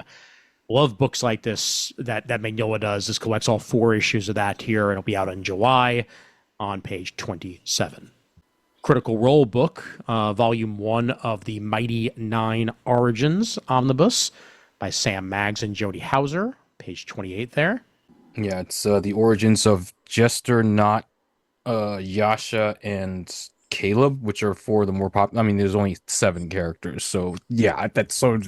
Yeah, half of the team is popular. Oh, great. Oh, yeah, sure. Well, how about Jim Starlin's Dreadstar getting the rest of the omnibus treatment here, volume 2. This collects issues 9 through 24. Hot damn, that's a lot of issues. Yep, I've already got volume 1 in my hot little hands. I might as well continue that run. Yep. Damn Skippy. Skippy. I love Starlin. Yes, you do. 1,100. No, that's 1,056 pages of Dreadstar. 528 for this one, yeah. Only $40, by the way, for that's not bad. 9 through 24. Not at all. Page 31 there. Volume 1 of that Powers 25, first 6 issues of that, page 33. I would suggest that most people just wait for the whole damn thing to be collected rather than collect 2 volumes of a 12-issue maxi series. But your mileage may vary. This is either way, volume 1, you know there's going to be a full collection of all 12 once all 12 are there. Yeah, but it's usually hardcover for a very long time, and then they do a trade compendium. So I don't know. It depends on what you want. Yeah, I know. Because I'm not a hardcover guy, really. I get you. Ooh, Super Crooks Library Edition. Mark Miller and Lionel Francis Yu. The Super Crooks animated was actually a lot of fun. They made an anime out of it essentially for Netflix. And it worked very, very well. So page 34 here has the original Mark Millar and Lionel Francis Yu library edition, 136 pages for $50. And that'll wrap up Dark Horse for us. And real quick, let's head over to Boom, and then we'll do Marvel. I have a feeling Boom won't have much for us, but let's see. James Tynion IV, Fall of the House of Slaughter, co-created with Werther Dell'Edera and Tate Bromble on the writing shores, illustrated by Adriano Tortolici. So Tynion IV and Werther Dell'Edera are the creators. Tate Bromble is the writer. Adriano Tortolici is the artist. Whoo boy. All right. Anyway, Summer of Slaughter takes a turn into house turmoil with this all-new chapter from the award-winning Slaughterverse, hence why Tynion is involved. It's deadly ambitious begin to take shape as the House of the Order prepare for a new legacy to begin. The conflict will no doubt be lethal in a new miniseries set in that world there on page 2. A new Berserker by Light Draws Breath. Yep. Berserker. Can't wait to read that. Oh yeah, it's gonna be great. It's gonna be fantastic. Give me guns, lots of guns. Everyone keeps asking if Berserker's back, and yeah, I'm starting to think Berserker's back. Yep. He didn't pretend. Assist in writing this one. Instead, Saison Butler and China Mayville are the writers behind this. With Alessio Avallone. China Mayville being involved immediately makes it interesting in my book. You bet. Yep. So, Berserker Light Draws Breath #1, the latest and greatest from the Berserker universe, is now here. It's the Bronze Age, and B is dead again. Not for long, of course, but 2 rogue scientists have siphoned off a tiny portion of his protoplasm before we can fully reconfigure. Something else has been born anew.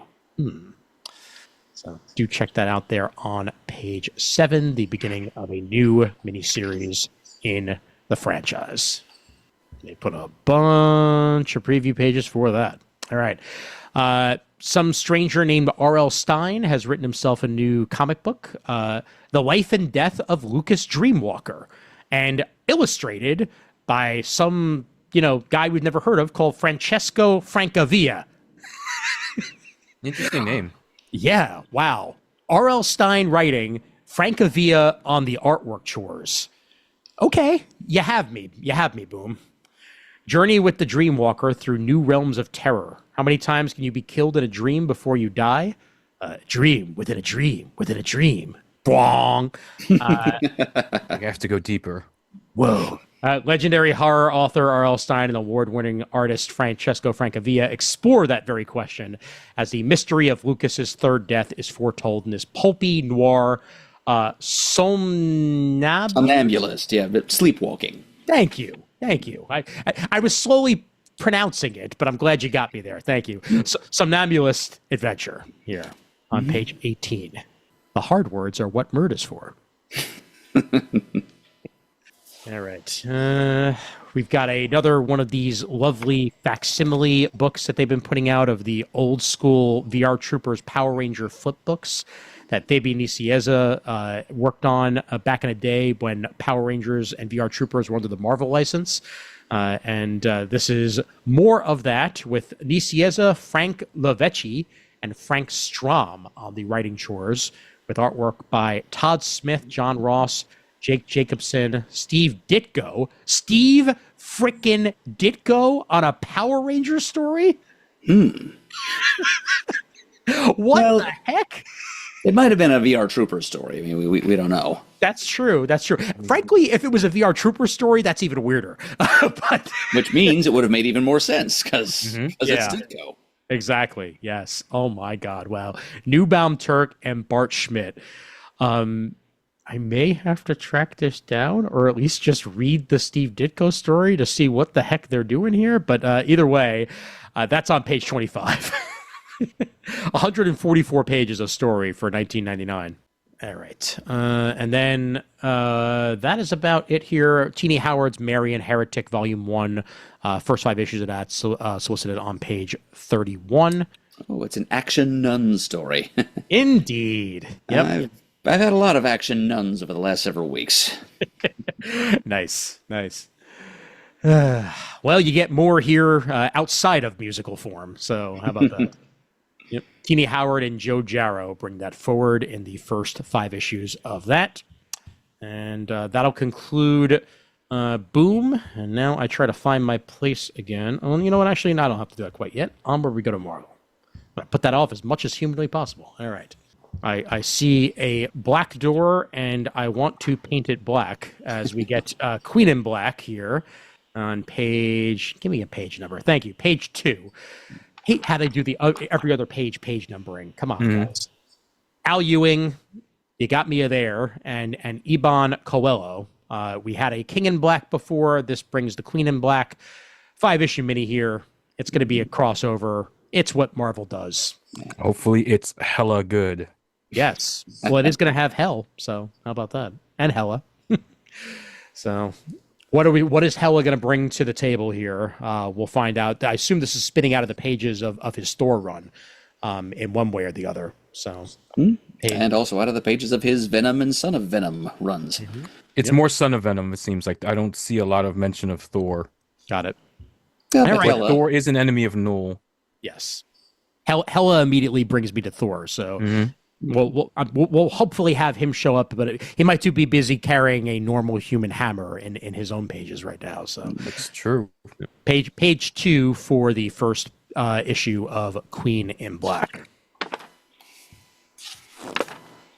Really dig some of the designs of the characters that they present on the future pages. Then the fourth and final issue of Wolverine: Weapons of Armageddon by Chip Zdarsky and Luca Maresca here for us on page 10.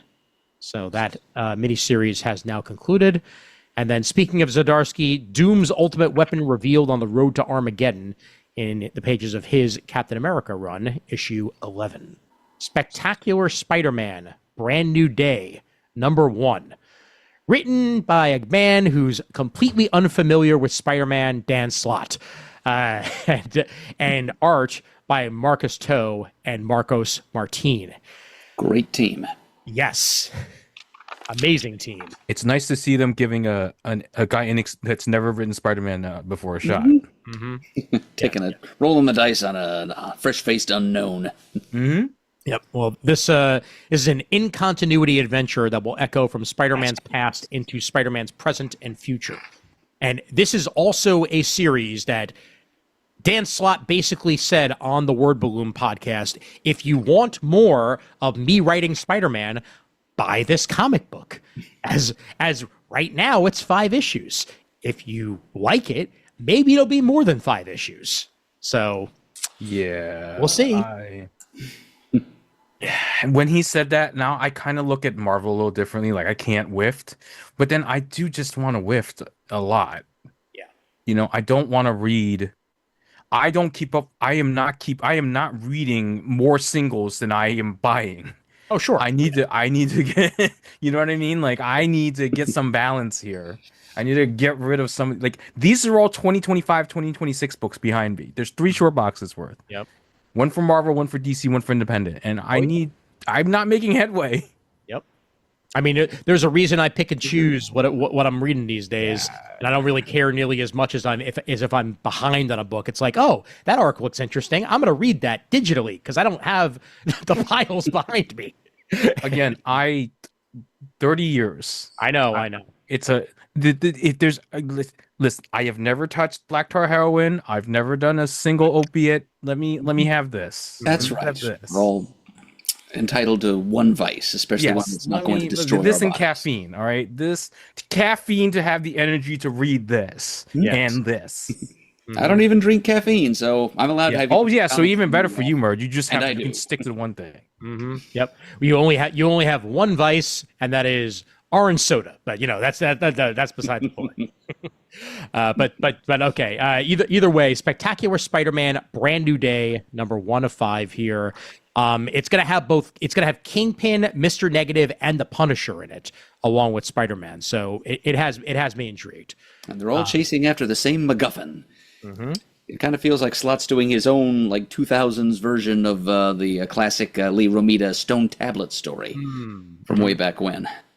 Yep, definitely. That was also in the Spider-Man animated series at one point. The Stone Tablet saga, good old classic right there. And speaking of classics that are back again, Doom Quest, number 1 of 5 here. Ryan North and Francesco Mobili. The Days of Doom. Victor Von Doom is a great scientist, an unparalleled sorcerer, and the ruler of his own nation. He is, by any measure, a great man, and yet Doom wants more. Perfect introduction and exploration of his character is found here. Fun and adventurous miniseries takes readers into the heart of Victor Von Doom, across the depths of time and space, and into action-packed battles you can't see anywhere else, and beyond. So that's what we get here with Doomcrest 1 of 5 on page 14.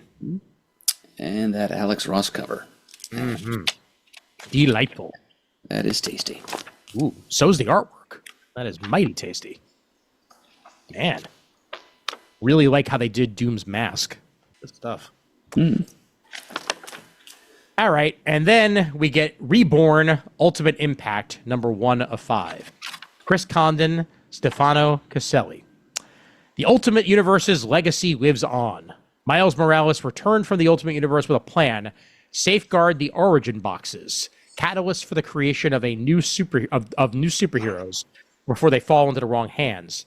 The secret is out as Miles' battle over the boxes engulfs the entire Marvel U. This May, Chris Condon and Stefano Caselli team up to create stunning and unforgettable new characters on both sides of a conflict that will shape the future of the 616. Page 18 here. Absolutely. I give you an ultimatum. You're not allowed to do that anymore.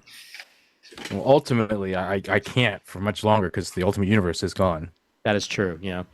And as part of this Ultimate Impact here, we get ourselves a new Wonder Man as part of that. So how about that? Michael B. Jordan playing him again? How many roles can Michael B. Jordan have? I mean, a lot of things. He did win an Oscar for playing twins, so... Can we just stare at this cover here for Civil War Unmasked for a minute? Yeah, it's very explodey. Civil War Unmasked, number 1 of 5. Christos Gage and Edgar Salazar, with a great cover here by Jeff Shaw. Whose side are you on now? You may have been on a side then, but what about now? Unseen stories of Iron Man, Spider-Man, Goliath, Tiger, and Captain America during and after the events of Civil War. You wanted Civil War? Well, it's been 20 years. You get more. You get more Civil War.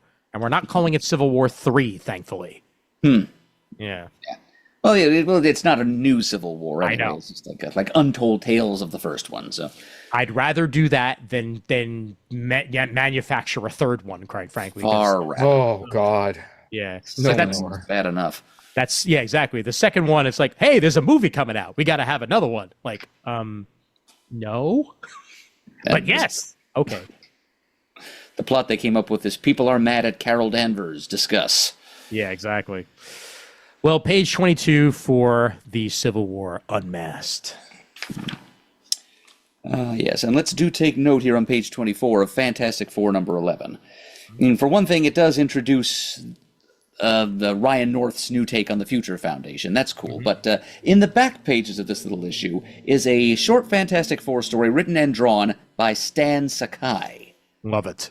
So all you Usagi Yojimbo fans out there who want to see him draw some Marvel characters, that is happening in this issue. Yep, not a thing you get to see very often, so happy to see that occurring, and I'm sure it's going to be a lot of fun. Plus the foil variant cover, not that you buy any of those, Raph, but the foil variant cover by Benjamin Sue is... Why would I do that? What are you talking about? I never do that. No, never. Look at this. Clearly not foil. What are we even doing here? No. I'm sorry, you've been foiled. again. Actually, I think I do have a Marvel foil copy. No. No. Oh. The other gimmick this month from Marvel is Magic the Gathering covers, and I have a couple of those. Page 28, Amazing Spider-Man Venom, Death Spiral Body Count. Again, a very long title. But it's Charles Soule and artwork by Kev Walker. So at least it's going to be probably a good story and pretty, even if I could care less about the Death Spiral. So either way, cool. Page 28 there. Actually, the Ultimate Impact Reborn #1 was I got the Magic the Gathering variant. Okay. Got it. That's one of them. We are now 7 issues away from Amazing Spider-Man 1000 on page 30 here. I want to point out, Action Comics is at what, like 1100? Very close. And Amazing Spider-Man is at 993 from all the double printing. I mean, from all the 3 times a month and all that other gimmicky nonsense. Marvel. But hey, at least Joe Kelly's writing Spider-Man right now, and it's a lot of fun. So, page 31 here has a Joe Kelly, Pete Woods story. Best for enemies? For enemies? Oh, for enemies. I get it. I get it now. In Venom 258, you will get some Peter and Mary Jane action, as three's a crowd. MJ and Peter have a long overdue heart-to-heart. When the masks go on, Venom and Spider-Man have some unfinished business. Still not used to hearing those words, but, for now, they're on page 32. How was this not the first thing listed in the catalog? Yeah, I mean, even if it's not on the cover, it should be a little bit closer to the front than this, you would think. Seriously, come on, guys! This is the lead. This is page what? Now I got to find page numbers again because they stopped using them after a while. 31. All right, it's 33 and several pages beyond it. Thank you. Yeah. So, Marvel DC Spider-Man Superman. Issue 1 here. One of the covers is by Frank Miller. I want to point out with another variant cover by Humberto Ramos, and variant covers by basically everybody who's ever worked for Marvel. Written by everybody who's ever worked for Marvel and drawn by everybody who's ever worked for Marvel. It looks like it's going to be damn good, and you get Jeff Johns working for Marvel for the first time in years. Brad Meltzer is doing one of the stories of this. Dan Slott himself, Wheezy, Bendis, Jason Aaron, Joe Kelly, Stephanie Phillips, Todd Knock doing some of the artwork here. Marcos Martin, Pepe Larraz, Gary Frank. Yeah, this makes me happy. You don't have it on order, really? I'm looking at my DC. That's when I look to the side over here. I'm looking at my DCBS order. Okay. Or maybe my order with Everyone Comics. Maybe it wasn't solicited for some reason. I mean, it's here, obviously, but maybe we're printing this too early or too late. Maybe. Hope not. I'm going to go with too early, if anything. But yeah, this is nonetheless. Let's talk about it here, and hopefully you can find it so you can order it, Raph. I did notice that it's not listed in the Marvel checklist at the back. Okay. Oh, maybe this is just to whet your appetite. This could just maybe that's why it's in the front. Oh, okay. Because this is just a gigantic, massive ad for something they have not solicited. Well, because I'm looking here even for all right. Huh. Hold on, let me just check the release date. Like on Google. Right. Because they don't mention a release date. At least not in the solicit here in the Marvel catalog. There's no freaking solicit. I mean, there's it's there, but there's no date. DC's is coming out this month. DC's is coming out like the day after we record this, if I remember. Yeah, right. April 22nd, 2026. It's okay. coming. It's already. I already ordered it. Huh. Okay. What? Okay. Wait, let me check my order history. Let me check my unshipped items. All right. Well, either way, You keep going. You don't need them. Well, let's talk about it here because for all we know, we talked about it last month and we're just having a giant memory hole. But either way, 50 years ago, DC's Man of Steel and Marvel Friendly Neighborhood Spider-Man and the world of comics had never been the same. In celebration of the historic milestone, through to all new tales of Spider-Man and Superman and their friends and foes. Meltzer and Larraz bring us Spider-Man and Superman against Lex Luthor and Norman Osborn. We get a Spider-Man noir story by Slott and Martin. Featuring the Earth 2 Superman. We get Johns and Frank together for a Mysterio story. All of this is sounding very familiar to me, by the way. So I want to point that out because maybe we did talk about this last month. But symbiote hordes invade Metropolis as a new war of the realms ignite in Aaron and Daughterman's story. Wheezy gets to do another Steel story with Hobgoblin, drawn by Todd Nauck. Kelly and Ramos give us Gwen Stacy and Lana Lang. And then a Miles Morales team up as Bendis and Pichelli return to Marvel. So great stuff all around in this story here. So bye. Man. Yep. 72 pages for only $7.99. Not bad. That's actually pretty economical these days. Man, I would point out that Queen in Black #1 has the same cover price, and it's only 56 pages. Well, there you go. So that's all cool and all.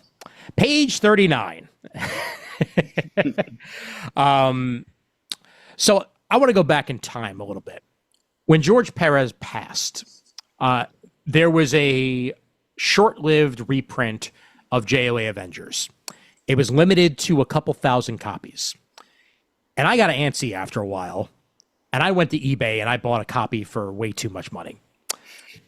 And now here we are, we're reprinting JLA Avengers in full facsimile. So cover to cover, original ads, exactly how it was originally printed. Issues 1 and 3 will be printed by Marvel. Issues 2 and 4 will be printed by DC. If they do not collect this after this, they are making a huge, huge financial mistake. You know what the huge financial mistake was? What? Not doing foil variants. Oh my God. I didn't get a foil variant. Get out. I'm looking at my order. No. Oh, by the way, we did talk about this previously because I'm looking right now. Marvel, it was last month's previews. I ordered the Scotty Young variant and the Kari Andrews wraparound variant. Okay, got it. All right. So of course, I would order the wraparound variant so we can play that game later. Right. Of identifying everyone, which shouldn't be too hard. Yeah. So they just straight up, put it in there again for good measure. All right. Well, just give us a little heart attack, just for the heck of it. Why not? Yeah. Well, Busiek, Perez, you all know how great JLA Avengers is. This is a full reprint of the first issue on page 39. They're also releasing a brand new variant cover by Ryan Stegman to go along with this. So do check that out on page 39. If you've never read JLA Avengers, it's well worth the price tag, even if it's $6 for 48 pages. Like, it's just buy it and enjoy it. So read it. Read it. And more X-Men of Apocalypse. This one's the Omega, gents. Jeff Loeb and Simone DeMeo bring this to us on page 40. Secrets revealed. That's all we get. And a shock death. Because death means something when it comes to the X-Men. Yep. Delicious, delicious shock death. Page 42, X-Men issue 29 by McKay and Nethro Diaz. Part 4 of their Danger Room story, and then part 5 on page 43. X-Men United by Eve Ewing brings us a story involving the White Queen as well as Beast and Magneto. So check that out there on page 45. Issue 5 of 5 of Rogues miniseries, Erica Schultz and Luigi Zagaria. There on page 48. And the Horseman of Death returns, even though he, didn't really go anywhere, but it's Archangel. So, that's sometimes he's a Horseman of Death, sometimes he's Warren Worthington III, sometimes he's somewhere in between. So it looks like we're getting a little bit more horseman-y here in Inglorious X-Force issue 5 by Seeley and Tan on page 50. Oh boy. Page 52. Gambit doesn't usually have wings. So that's not good. Our Gambit's wildest uncanny story yet continues. Yep. A mysterious turn of events brings the New Mutants to the Uncanny X-Men, and the Outliers are nowhere to be found. All this plus the secret of Grey Malkin's prison's inmate X revealed at last. Who is this incredibly lethal mutant powerhouse? What does he mean for mutant kind? And why is he not Professor Xavier? He's probably somebody else. So do check that out on page 52. Watch him turn out to be Nate Gray.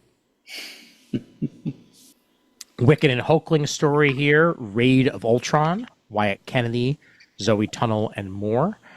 They reunite with their Young Avengers family, essentially, here on page 53.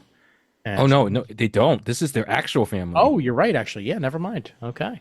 Yep. Yeah, that we've got... Mom, dad, sister. Mm-hmm. Yep. Okay.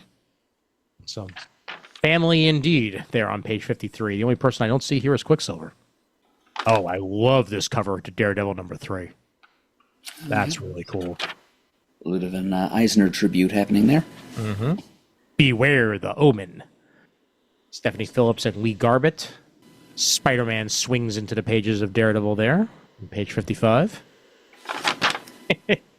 And the Wonder Man issue 3 of 5 cover here. As many Wonder Men as you can possibly want on the cover there. He's had many, many looks over the years. A lot of them not too different than the other, but still different enough to have multiples on the cover. Some wore jackets, some didn't. Some wore glasses, some didn't. Page 56 for that. Here's your Imperial Guardians, now issue 3 of 5. Canceled Imperial Guardians. Yeah. Oh, yes. So this is one of those deals where it wasn't maybe going to be a miniseries and then suddenly became a miniseries. Yeah. Yep. I have issue 1 in front of me, and I'm a little, here it is. Yep. I just can't. Marvel is so afraid to use their greatest weapon. Yeah. I can't understand. So, okay, maybe there's another book I want to write. I want to write a good Darkhawk story. Mm-hmm, mm-hmm. And if Marvel cancels it, I will never work for Marvel again. Okay. So you'll get the guy who will never get a phone call from Marvel, but still.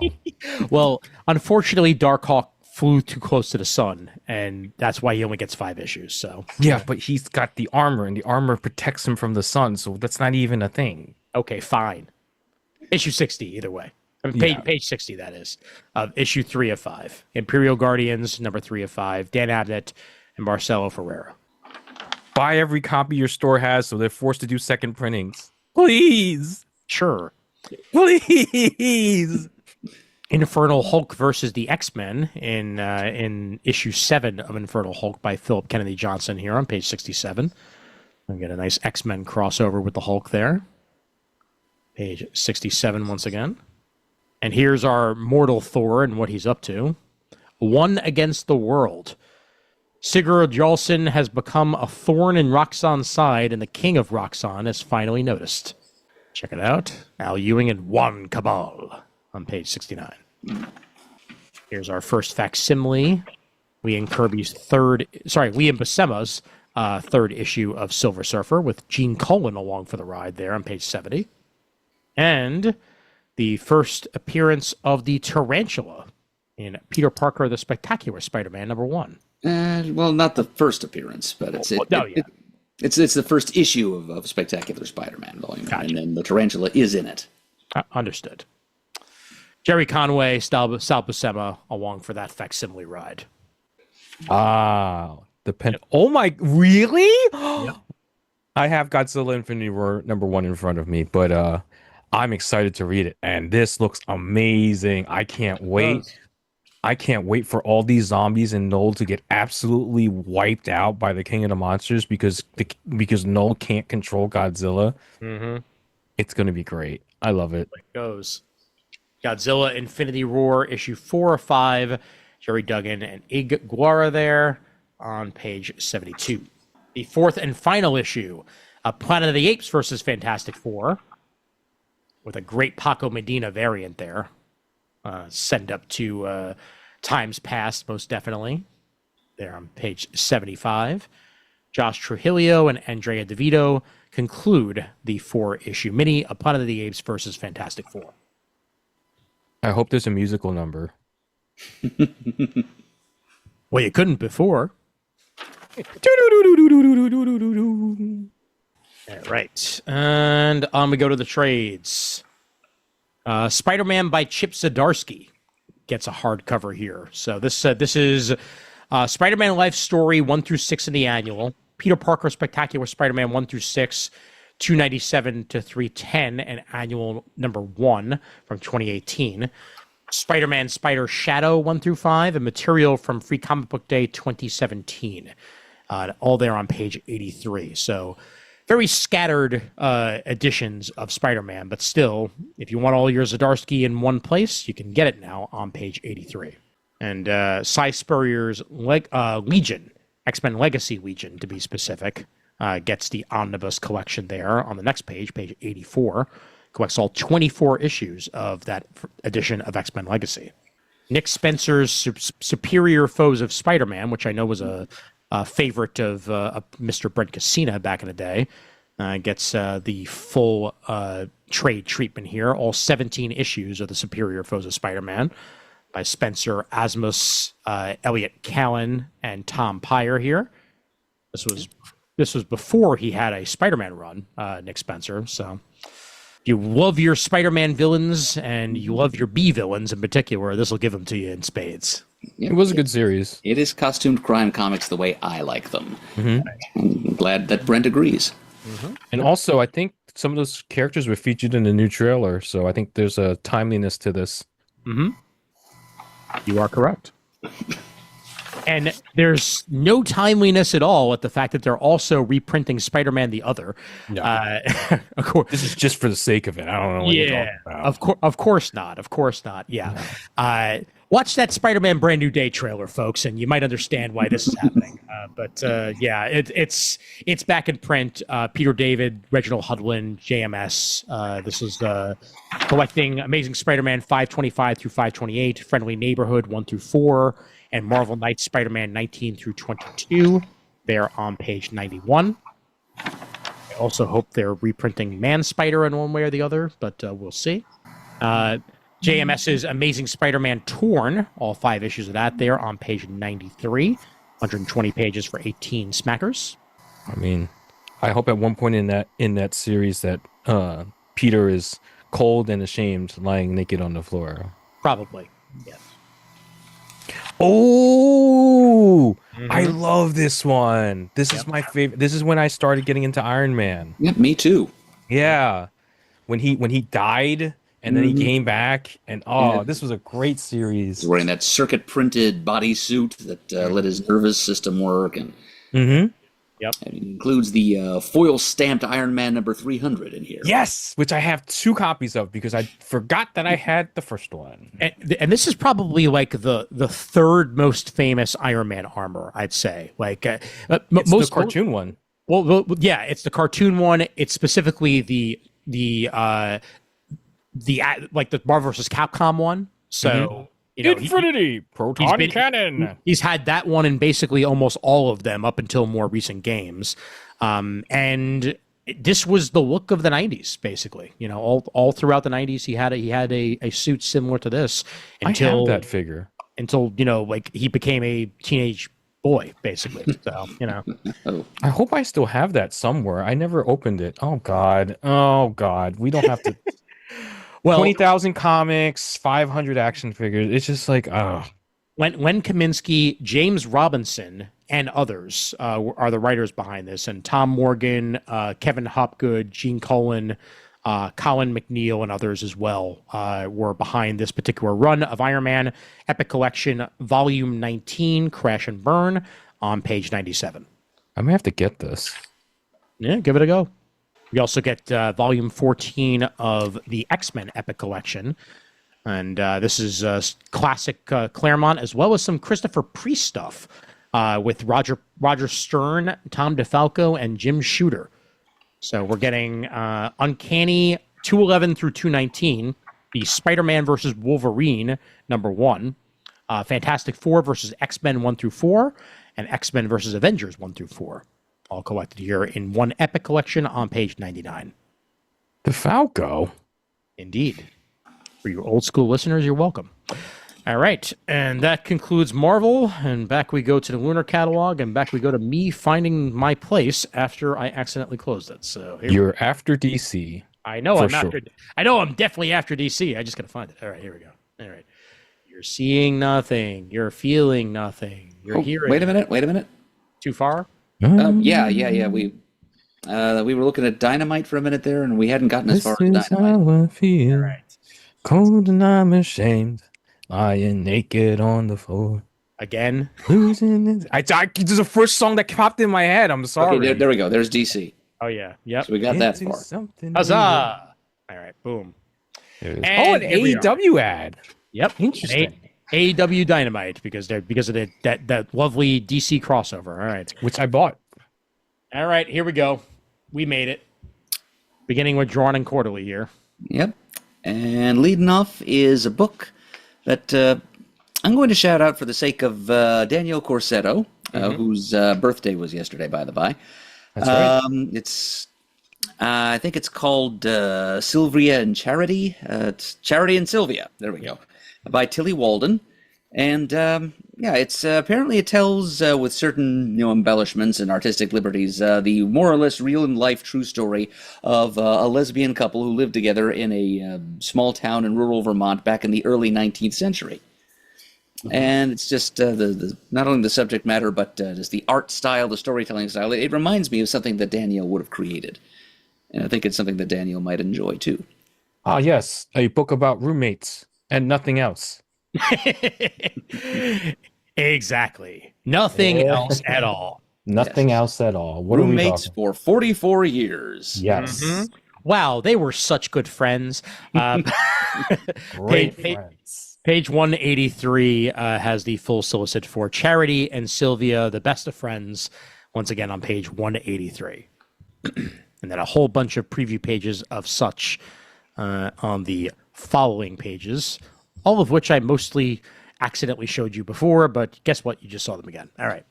And then, for something completely different, thank you, Drawn and Quarterly, Dogs on Dates by Luke Healy. If Brad's the balloon, Bernie's the string. Love is real, and Luke Healy will prove it one joke at a time. It's dogs, and they're on dates. That's it.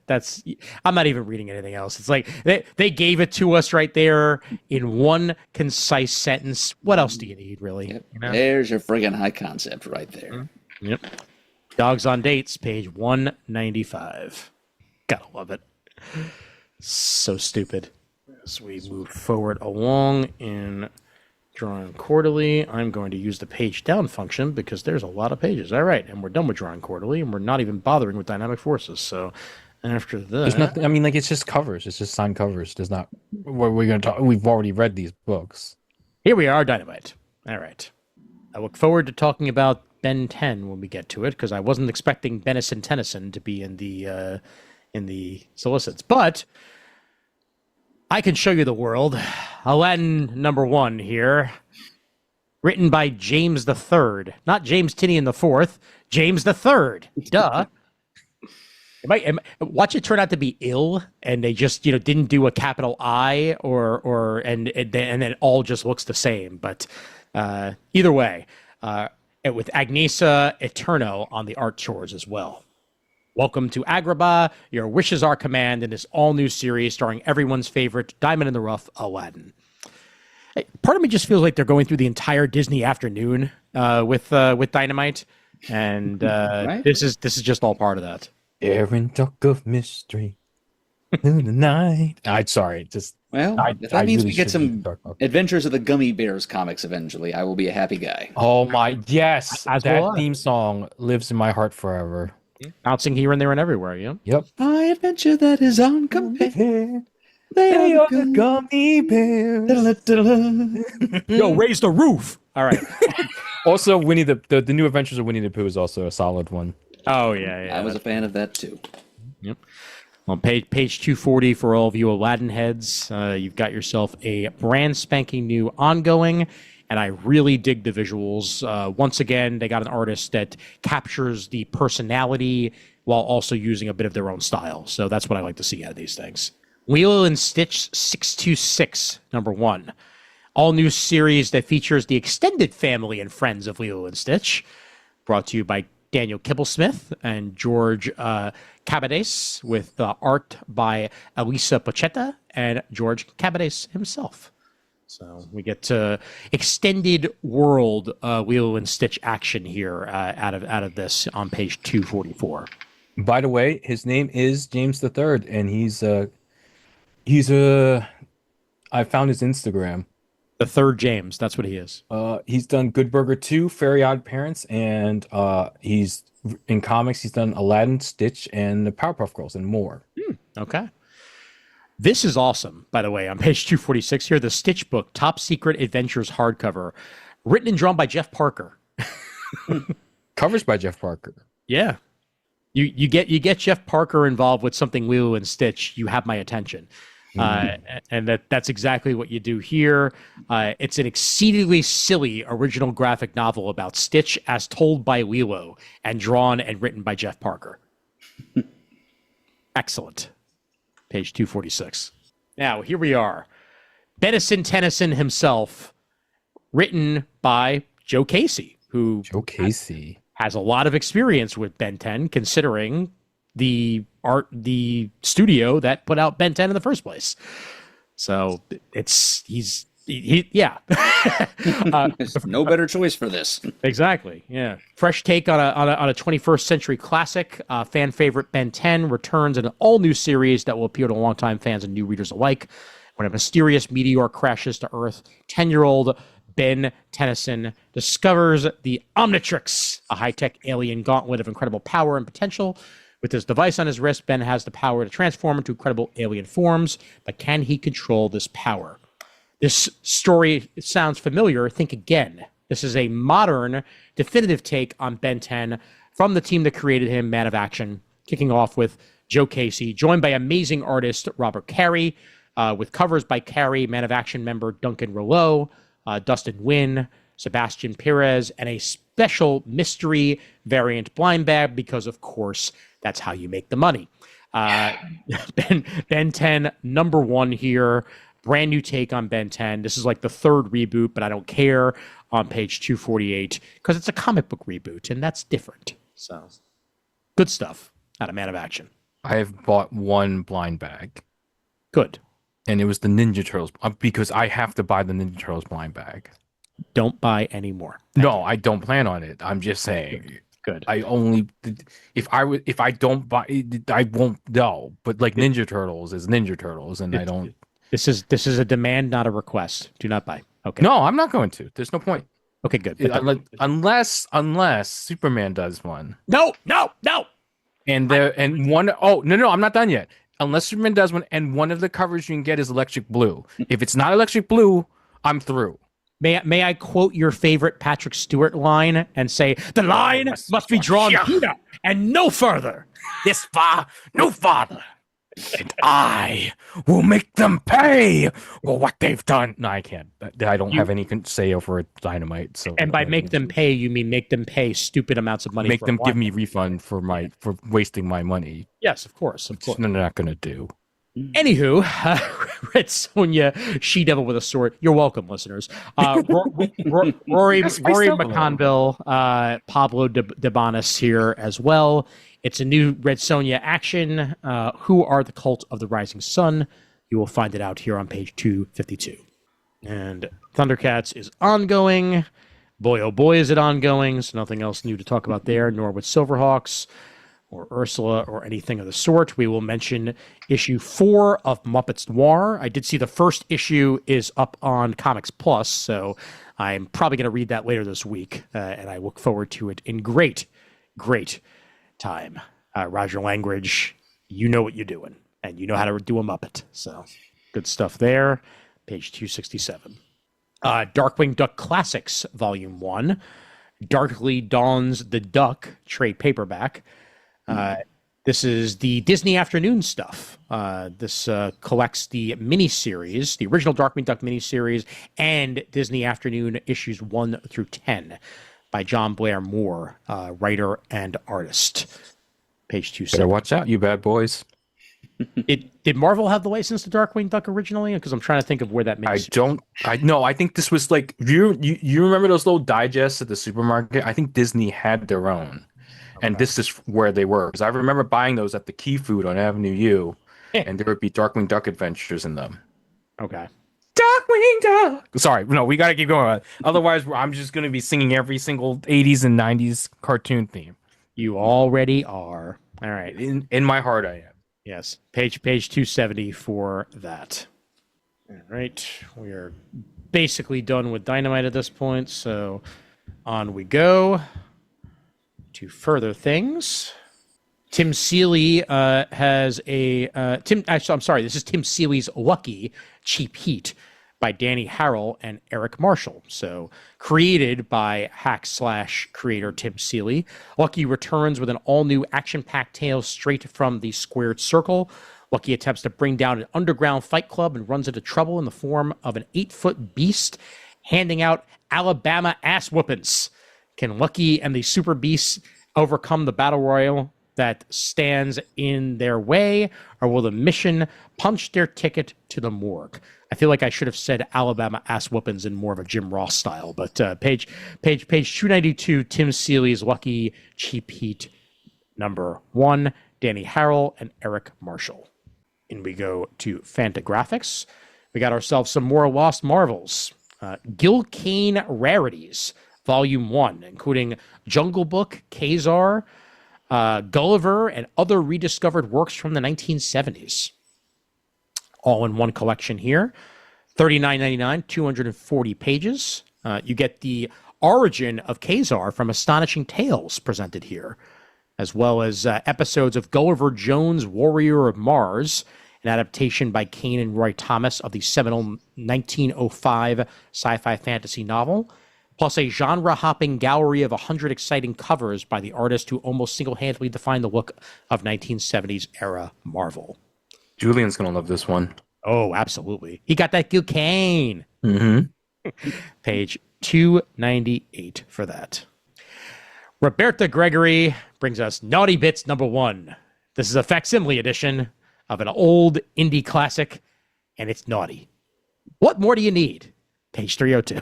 Yep, bunch of stories starring Roberta Gregory's breakthrough character, Bitchy Bitch.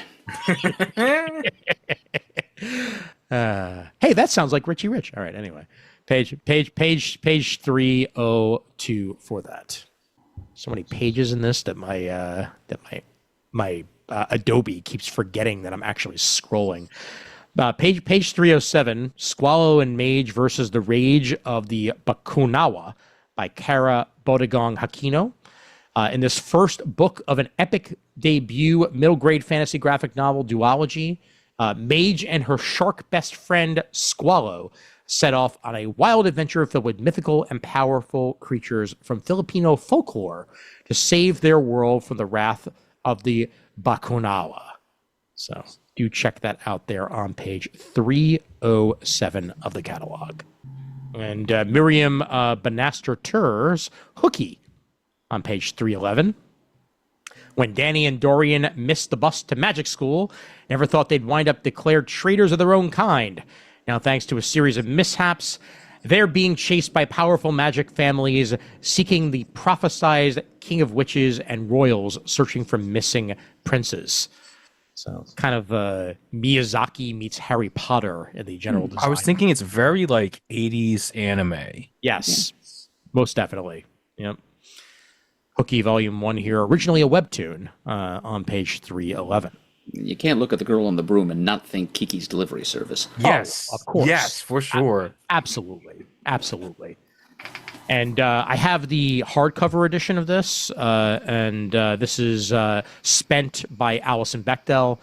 It's an Alison Bechdel book. Need I say more? This is actually the same hardcover edition, but it's basically being reprinted here. So Alison Bechdel's Spent, a comic novel 272 pages for $32 here on page 312. Until we go into more action. And Hermes Press just wanted to post a whole bunch of old prints at this point. I did have a manga, but I don't remember which company it came from. See, there's an old Max Mercury story where scrolls past here. Oh yeah, you're right. Yeah, how about that? This is printed in Golden Age comics from the Old Fans Attic. Prizes, Warriors, and Kids. Essay by Howard Leroy Davis with documentary materials and art on page 336 there. So, yep, you're right. How about that? After our history of the DC Universe issue, it's nice to see some of this stuff in print. And we go to Image. Image. If Destruction Be Our Lot by Matthew Rosenberg, Mark Elijah Rosenberg, art by Andy McDonald and Francesco Segala. This is a story. It's kind of similar to D4VE Dave, which we saw a couple of catalogs ago. It's a story of a future post-apocalyptic Earth where humanity is extinct and robots are just kind of mechanically still going about their business. And in this world, there's an animatronic Abraham Lincoln who is lonely and wants a friend.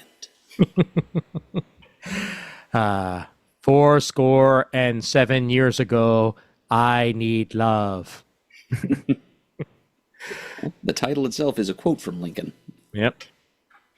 Page 1/349 of the catalog. And that is a well-rendered Lincoln, if I do say so myself. Meanwhile, The Cutting Garden by Darcy Van Polgeest with art by Aaron Connolly and Adita Bidikar. This is an advanced solicit, I might add. A mysterious young girl seeks out a florist to deliver a painful truth that will forever change them both. This tender gothic drama about our need for love and the creatures we become in its absence. Very phrased tagline there. Indeed. Creatures we become in love's absence. Yeah. Methinks there's going to be some transformation here, but might be. Hopefully not too much into the body horror. Yeah. Certainly by the plants sort of encompassing that hand, I'm guessing that's the type of transformation we're going to wind up getting. So who the heck knows here? But lovely artwork on the following page there. Yeah. If this is what the art style is, I don't think the transformation will be too graphic or too horrifying. Yep. That's on page 4/352. Lady Mechanica, new miniseries by Madeline Holly Rosing. Benitez is back on a brand new Lady Mechanica story by guest writer Madeline Holly Rising. So this is going to be a 4-issue mini. So any of you who are into Lady Mechanica, you get more story here on page 6/354. And then that James Tynion IV, he sure is everywhere. And so's Marguerite Bennett, for that matter. Get a new 9-issue mini. It's an interesting amount of numbers. Not too many comics have 9 issues to it, but this one will. James Tynion IV and Marguerite Bennett, along with Letizia Catanici. Thank you, Catanici, and Jordi Belair, of course. So, Green Room meets Midsommar in this most relentless horror story yet by James Tynion IV. Adele would do anything for the perfect story, including going undercover with neo-Nazi punks headed to the frozen forests of Norway under the misbegotten belief that they can summon Odin and achieve their promised white destiny. But what awaits them in the woods is far older and stranger than any of them can comprehend, and no gods are coming to answer their prayers for help.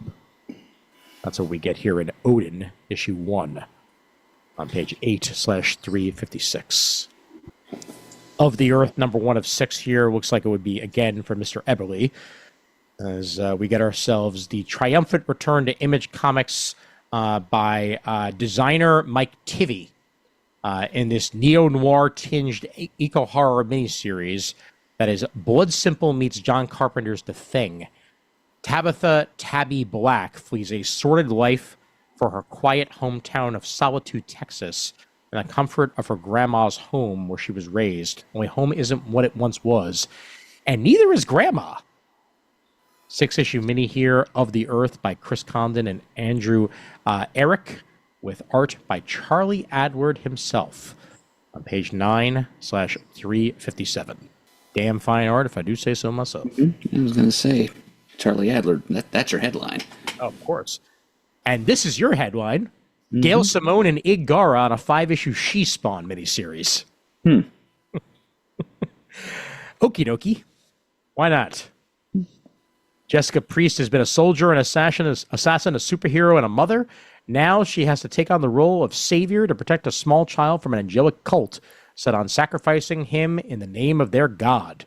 A new Spawn Universe miniseries here offers a fresh, distinct look at She-Spawn as she joins Ig Gara, bringing the perilous journey of She-Spawn to life.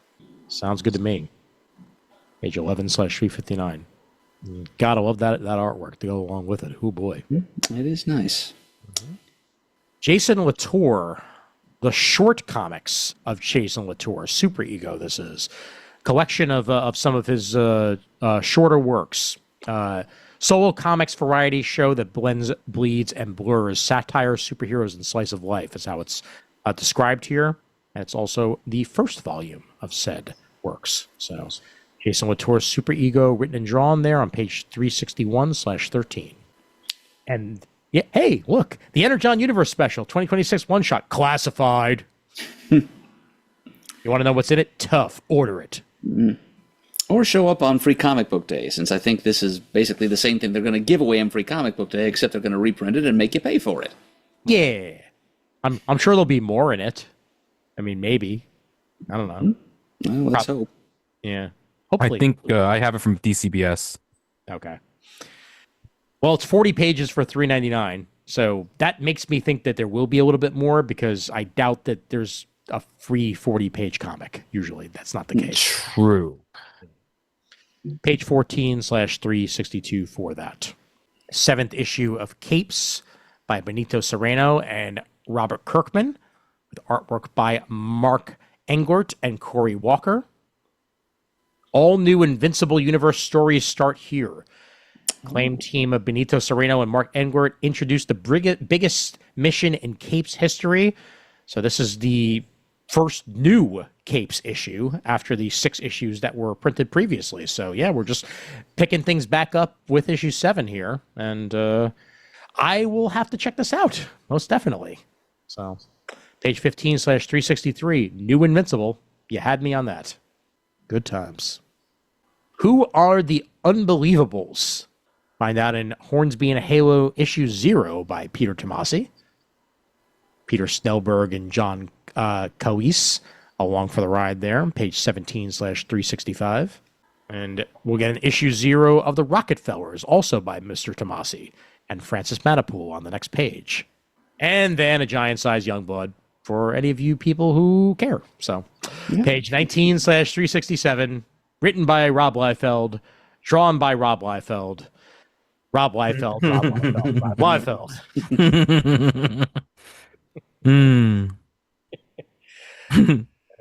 It's funny because Rob Liefeld. Yes, very much so. Those feet are very Rob Liefeld. Yep, you got herself from some more Universal Monsters, Murd. Yeah. Well, it's they're revisiting one of the recent Universal Monsters miniseries they've done, but they're reprinting it in glorious black and white. Mm-hmm. Yep, just like the old Universal movies on which it was based. Nicely done. Creatures from the Black Lagoon Lives, black and white edition, number 1 of 2 here by Ram V and Dan Waters, art by Matthew Roberts, page 20/368. I've been meaning to rewatch those, actually. It's been a very long time since I've seen Frankenstein and Dracula pretty recently, but some of the Creature from the Black Lagoon I haven't seen in a very long time. Well, now's as good a time as any, right? Yep. Final Boss, issue 6 here by Tyler Kirkham, art by said Tyler Kirkham, along with David Miller and Ifen Noor on page 30/378. First electrifying issue in a new story arc of Final Boss. It is not Dwayne "The Rock" Johnson, Raph. Damn it. And Aubrey Sitterson's Free Planet reaches its 12th issue there on page 33/381. I have the first volume. I need to finish reading it. I read the first issue. I really liked it, and I reviewed it on our YouTube shorts. Yes, indeed. Which I will get back to whenever I can organize all the books I've read and get my thoughts down, which is TBD. I understand and feel you, dog. I think I'm on the same schedule as Jeff Loeb and Jim Lee. So, okay. We'll have to call your shorts Ratouche. That's the new series name, Ratouche. Exactly. G.I. Joe number 22 here, The Hunt for Energon, is on as Joshua Williamson and Andrea Milana bring that for us here, page 34/382. And Larry Hama's G.I. Joe Real American Hero, issue 328, The Secret of Snake Eyes is revealed here. Got a hot move for Ghost Machine, the second of 5. Yep, and there's a couple of variant covers, and just like last month, I'm going to feel compelled to buy them all, because look at that. Look at all that. So good. Yep. Gotta love it there. Page 36/384. Yep, you got your Marvel tribute, you got your DC Who's Who tribute, and an original cover that is its own thing. How can you beat that? You can't. That's what. I'm not even going to try. Right. Most everything else is mid-issue. So on we go to the trade section. Although I'll end it. I'll point out Super Creep Show issue 3 of 5 here, just for the great Superman send up. Like that is a fantastic Action Comics #1 parody right there. That's good stuff. James Harron, Brandon Thomas. Super Creep Show, issue 3 of 5, page 55/403. It even has the same, almost the exact same guy running away on the bottom. The headstone in the foreground says, "With apologies to Joe Shuster." Nice. Transformers, issue 32. Shockwave. Yep. And Elita 1's Autobot team is revealed here. Once again, page 58/406. And in the trades, Brian K. Vaughan and Marcos Martin's Barrier, the Collected Edition. This is a new softcover edition of The Private Eye, collected for the first time in its original widescreen format, perfectly complementing Image's new softcover edition of Private Eye, that is. This gorgeous new edition contains the entire Harvey Award-winning miniseries in quote-unquote widescreen format. So completely horizontal artwork, just the way it was intended to be read here on page 64/412. Yeah. I'll go home and check to see if I have the issues to this. If not, I will be ordering this trade paperback. Most definitely. Yeah. I would order it, but I've heard that when you put it on the shelf, it starts watching you. It sees your every move. Oh my God, you are at your best tonight, and by best I'm worst. on today. You are, man. I don't know, man. It's just like good night's sleep. How do I turn it off? Anyway, you got to start podcasting more, so you water me down. Oh God, man, this is the second podcast you've been on in a row, dude. All right, Capes Volume 1, collected in full here. First 6 issues of that, page 68. I will be buying this trade to have it on my shelf because it's one of the few Invincible things that I do not currently own, and we'll make that happen. And Murd, the Copra Master Collection Book 2 hardcover here. Michelle Fief's Copra in pretty hardcover. Yep, pretty indeed, but I've already got the whole thing in either issues or trades, a combination of the two. You got it. Page 69, nice, or page 417. Hornsby and Halo, Volume 2 trade paperback by Tomasi there, 7-13, page 74. I'm not caught up, but for all the TTRPG fans, Die Loaded's first volume. Oh, yes. Yeah, good point, actually. Let me go back up and point that out there. Die Loaded, Volume 1, page 70/418. Yep. Kieran Gillen and Stephanie Hans, the second of the Die series. I do love me some Kieran Gillen. Ooh, yes. You got the touch! All right. So this is part of I don't know if they're going to say this in the solicitation, but at Toy Fair, Hasbro basically told me that this is part of the Optimus Prime apology tour. As part of the 40th anniversary, that they released the Matrix, where the Matrix toy, where if you open it up, it starts playing the touch. Oh, I want it. It was fantastic. I got to hold it at Toy Fair. I almost walked away with it, but they would have arrested me, so it didn't happen. But they're re-releasing the movie to theaters as part of the 40th anniversary, and they're re-releasing the movie deluxe edition hardcover by Ralph Macchio himself and Bob Budiansky, The karate editor. with artwork by Don Perlin, Ian Aiken, Brian Garvey, and Don Figueroa on the artwork chores. Man, This is a must-own. It's a terrific adaptation of the movie. the movie that traumatized a generation. You got it. Yep. I came this close to going to see it in the theater, but my mother didn't want to take me, so she trumped up some charge of my being rude to one of my cousins and said, okay, now you have to sit home and not go to this movie I don't want to take you to see. Unwittingly, my mother spared me that generational trauma. I was 2 when it came out. Well, Ian and I were 2 when it came out. Yep, but I was 7. Yep. My dad borrowed it from the VHS store near our apartment, and I was so devastated that he immediately went to borrow The Return of Optimus Prime right afterwards. Yep. Yep. I was so devastated by the death of Optimus Prime. I remember when I watched this when I was a kid for the first time. I was super duper into the reruns of Transformers that were running, constantly on TV in one form or another. And I remember when I got to, which I find even more traumatizing than the movie, the zombie Optimus Prime episode of the animated series. Mm-hmm. That shit was creepy. And they were like, hey, and then kids, at the end of it, he dies again. Your favorite is dead. We're not bringing him back. Get over it. And then they brought him back like 2 episodes later. And we're so sorry. Here, take him back, what? kids. I mean, Here, you get your favorite toy crypt back. into a star, for God's sake. I So know. not only he, but all the corpses of like Ironhide and Ratchet and those characters, just removing any shadow of a doubt, any flicker of hope that they could be brought back. And yet somehow, here's his body. Let's do this again. Dark Phoenix killed herself on a moon. She's never coming back. And then he came back. At least there was, a better explanation for it. In the cartoon, he's just kind of here's his non-atomized corpse back from somewhere. It reminded me of and I mean, we'll both laugh at this. Remember me, fools? I was B.A. Baracus.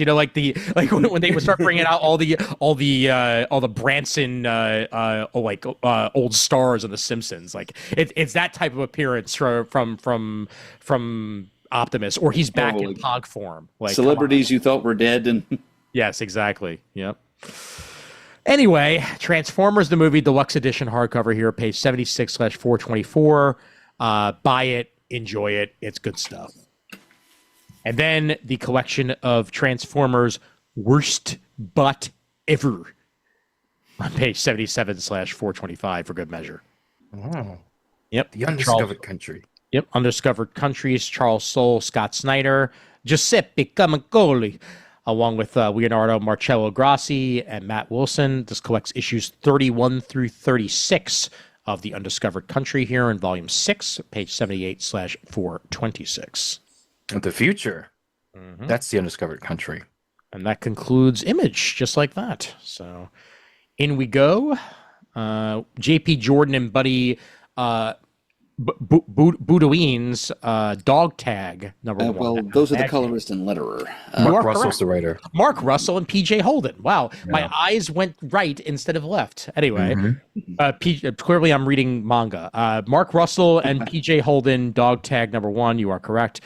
Fictional story about a very real war, follows the life and thoughts of Corporal Tom Fuller through the final year of World War II, as his service takes him from the invasion of Normandy to the surrender of Japan, borrowed from real-life stories and little-known events of the war. So Another Eberly, I think.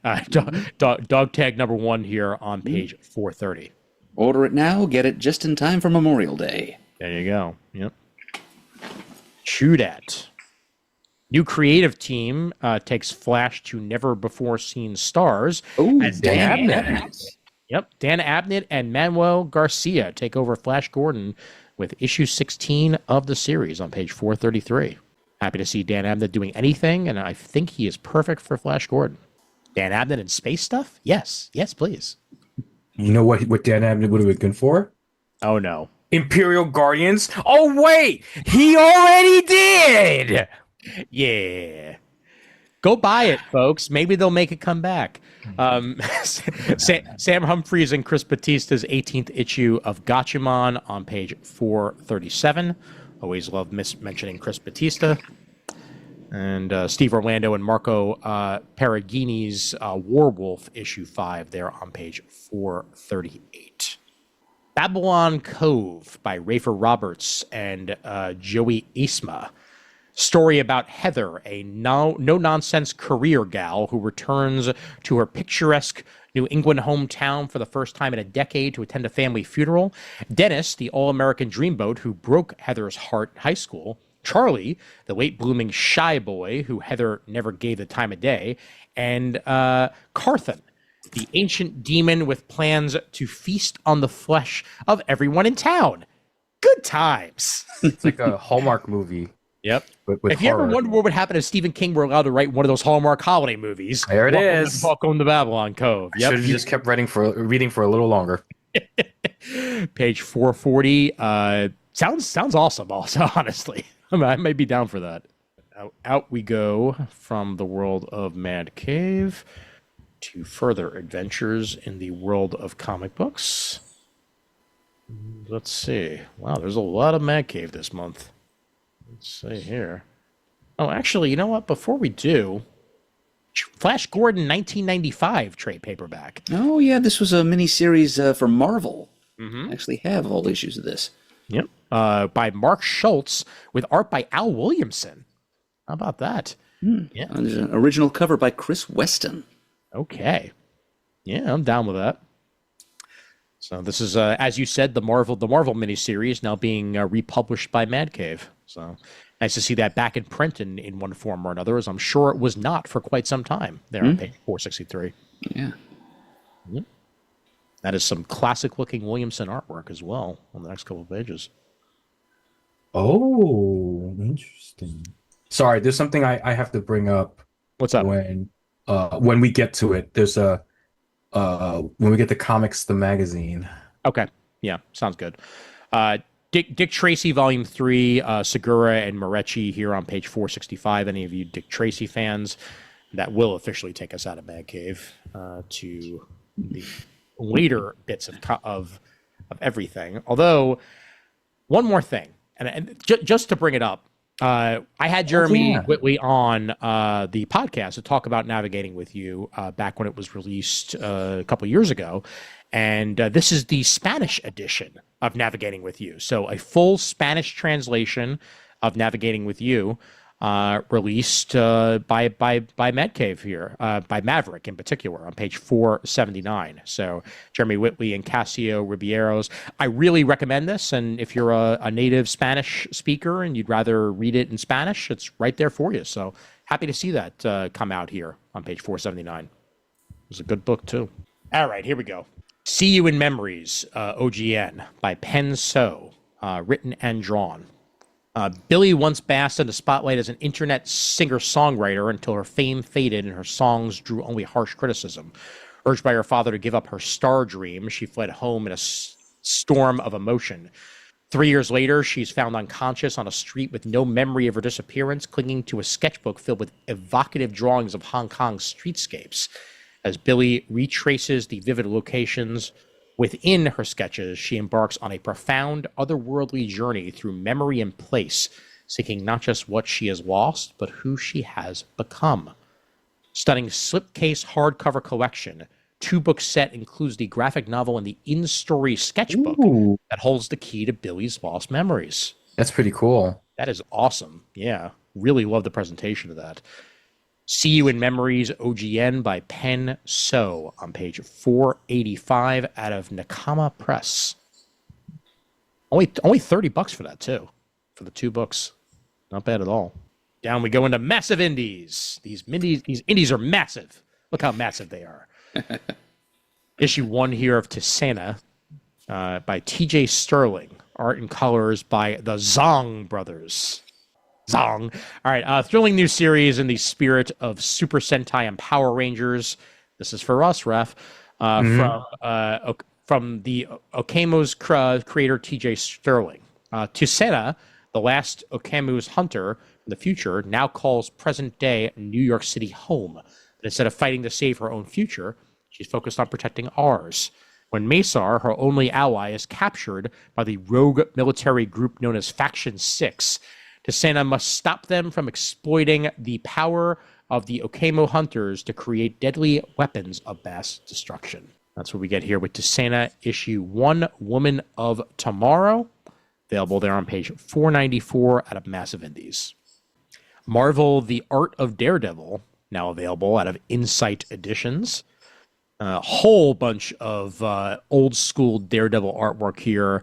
That the illustrated history of Daredevil it's presented as, chronicling 8 decades of the art of the Devil of Hell's Kitchen. So Marvel, The Art of Daredevil dives into the creation of the character in 1964 and his journey as a relentless fighter for law and justice as one of the hard-hitting Marvel characters of all time. Check it out of there on page 500 of the catalog. Kill Switch by Sophia Banks and written by Sophia Banks and Don Hanfeld in 2067 Los Angeles. Consciousness is currency. And corporate thief Atlas jumps off a skyscraper to escape authorities. He doesn't die. He wakes up in the body of Kate Sloan, a comatose cop. In a world where Neuralink chips allow the dead to hijack the living, Atlas works with his handler Smitty to steal crypto codes from corrupt Elysium executives. When he's ready to jump into his next body, he discovers Sloan has a daughter, and she knows he's not her mother. The exclusive new sci-fi thriller where nobody is who they seems. Kind of seems like a cross between Ghost in a Shell and Quantum Leap here.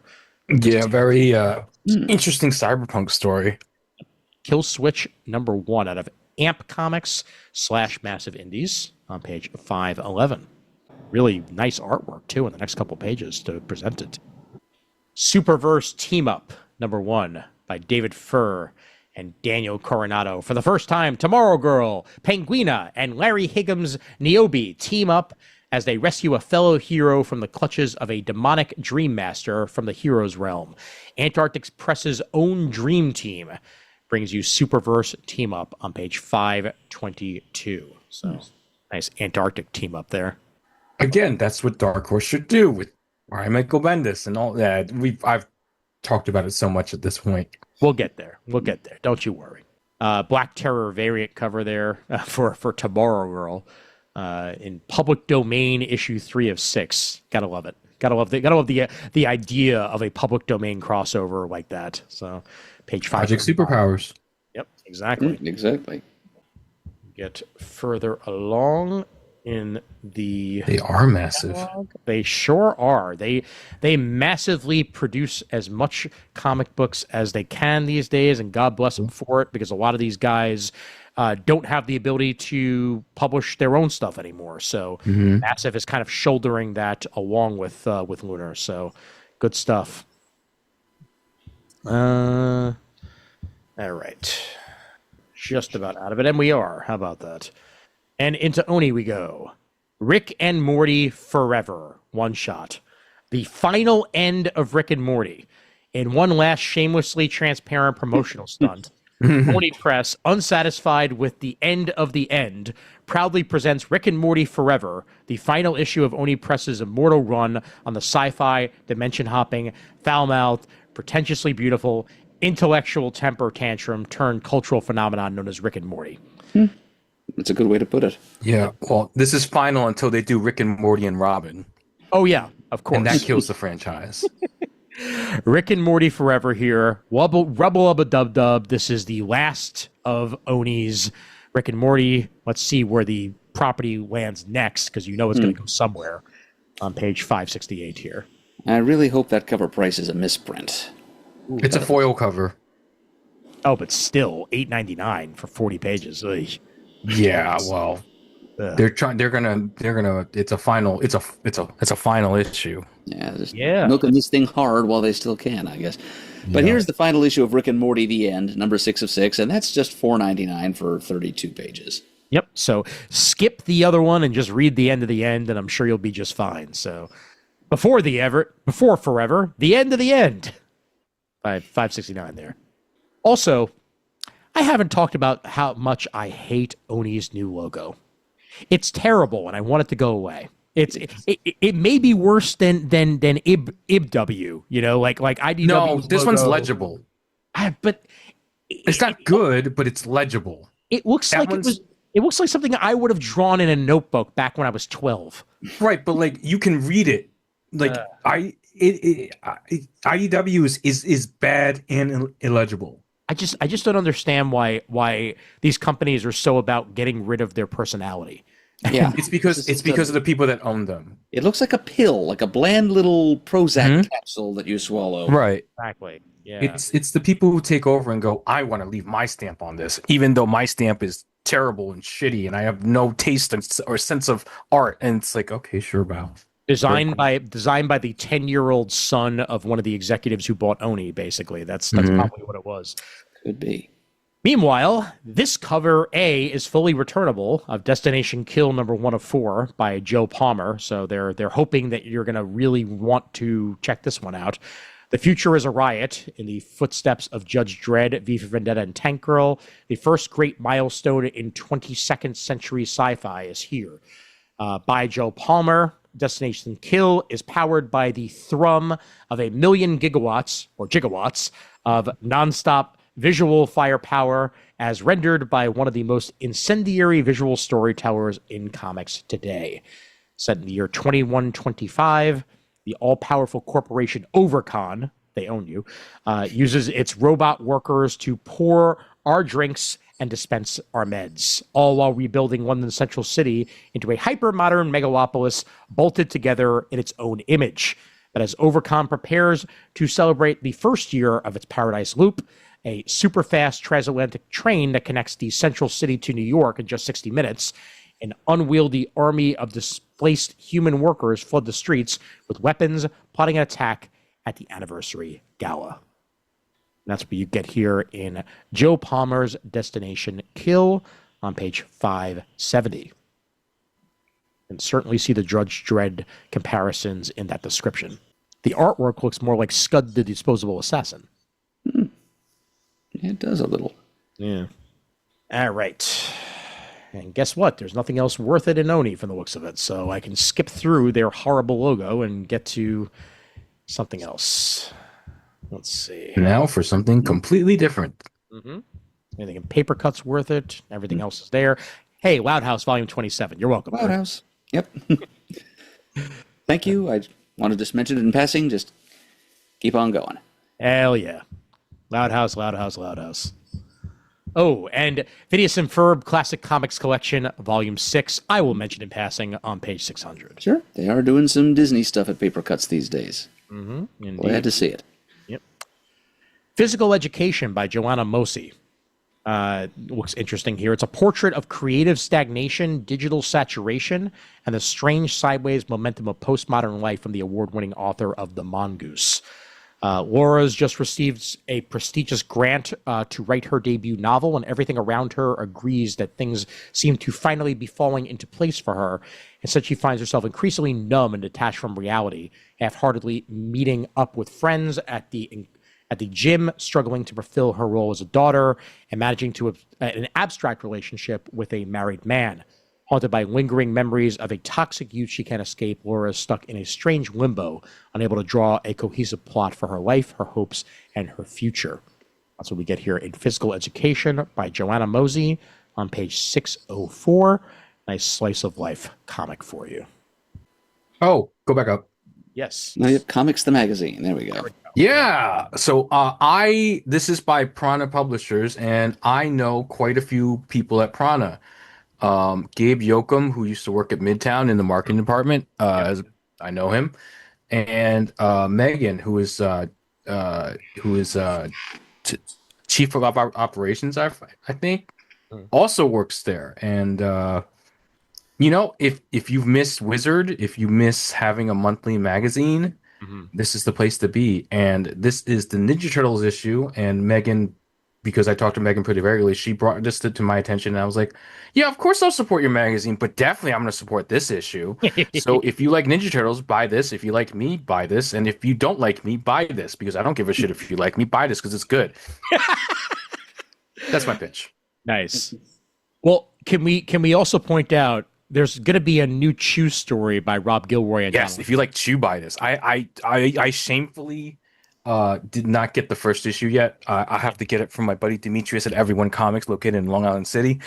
But since I'm promoting people, yeah, sure, why not? But I just like that they're kind of following the Wizard bent that way, because we all remember the 1/2s that Wizard used to put out. Only difference is that this is going to be inside of the as opposed to sending away for it.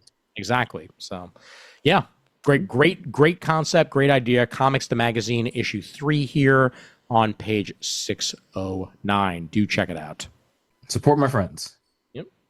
And then by Hope Volume 1, a Mother Special Edition on page 610 while you're at it, Dirk Manning and Caitlin Smith. All right. Think Titan should be next, basically, unless we have anything in 2000 AD, but don't think so this month. So we will head there. Rocket Ship. Ooh. With a new ongoing. Okay, Imperia, book 1 here. Yeah, you're right. Rocket Ship has something for us. How about that? Happily Ever After is over, but the storybook is just the beginning. In the kingdom of Imperia, modern times have come. Now anyone can have power of a wizard by using magic crystals. Princess May doesn't spend her entire life studying magic just to be a shill for her father's crystal business. She made the sacrifice to have real power so she can protect her people, not exploit them. In Dragon City, Randy, a punk rock unicorn, is just trying to take the subway home. A gang of dragons take his horn, but they mess with the wrong pony. The countryside province of Rainbow Vale, Justin lost his job at the dairy a few months ago. The pretty girl shows up at his favorite bar and introduces him to a church that hates elves and radicalizes him to take them down. A lot going on here. Indeed. A lot going on. Yep. Imperia. Here's a better look at the cover. Like a punk rock She-Ra. Yep, you can pick out the punk rock unicorn down there in the lower left, just above the dog with a sword. Mm-hmm. Yes, indeed. Yep. Yeah, this looks pretty damn good. Trying to find the actual full names of the writers and artists. It just says Wilson, Salmon, and Brown. Don't actually have their full names there. Well, either way, Imperia on page 634 certainly looks like it could be interesting, so do check it out. Anything new in Scholastic?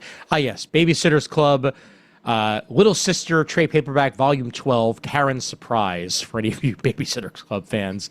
They're still making them, and that makes me happy because it gets kids to read comics. So more of a Sweet Valley High guy myself. Oh, yeah? Yeah. 643 for that. Remember that like teenage Sweet Valley High, the kind of Sweet Valley, sweet. That's exactly what I was thinking about. Yeah, it reminds me of the Degrassi era more than anything else. Yeah. Yep. All right. Ooh, Adam Falp, Electric Chair issue 2 of 3. This is out of Stranger Comics. 2 of 5. Sorry, 2 of 5, you're right. One Man Underground Anthology returns with another 32 pages of mind-warping comics, includes tales such as the mysterious nose-eating breakfast and a trippy adventure with Jimi Hendrix. This is very much old-school underground comics for you here out of Strangers, the fanzine publisher distributor here on page 663. And now here we are. Titan has for us a Diablo comic. For any of you fans of the Diablo video games, Cullen Bunn is writing a Diablo series, Dawn of Hatred. Issue 1 here, pencils by Danielle Serra. So straight from Blizzard's best-selling video game series, we have ourselves a full Diablo miniseries here by Colin Bunn on page 669. If you can rip yourself away from that 86-hour session of Diablo you've been playing, read this comic. And the new Blade Runner miniseries while we're at it as well. Blade Runner Tokyo Nexus, to lose is to win, #1. That is a mouthful. Danny and Brad Simpson on the cover there, but Nancy A. Collins on the writing, Mariano Taibo on the artwork. When Mead and Styx are discovered to be alive, their former commanding officer, Aldrin, sets out to eliminate them before they can expose him for stealing data from a Tyrrell military lab. This treachery has enabled the Cheshire Corporation to produce its own combat replicants, which inadvertently share Styx's distinctive kill signature. As Tokyo reels from a vicious Yakuza clan war, Mead and Styx are forced into a deadly confrontation with Ramika, the Blade Runner dispatched by Tyrrell to dismantle Cheshire and eliminate everyone connected to it. So, Blade Runner, Tokyo Nexus, good Blade Runner side story here on page 672. New Conan miniseries here, Conan and Dragonero, issue 1 of 7. Luca Enoch and Stefano Vietti on the writing shores, Lorenzo Nudi on the artwork. Conan of Samaria and Dragonero meet for the first time in an epic clash of steel, sorcery, and survival. Landmark crossover brings together 2 legendary heroes in a story that honors classic sword and sorcery while forging something bold and unforgettable. Big Conan crossover here on page 676 of 2 heroes that would not have crossed over a couple of years ago because one of them's only existed for a few years. So there you go. It's true. Now he's worthy. Thank you. Oh, I had to throw it in there sometime.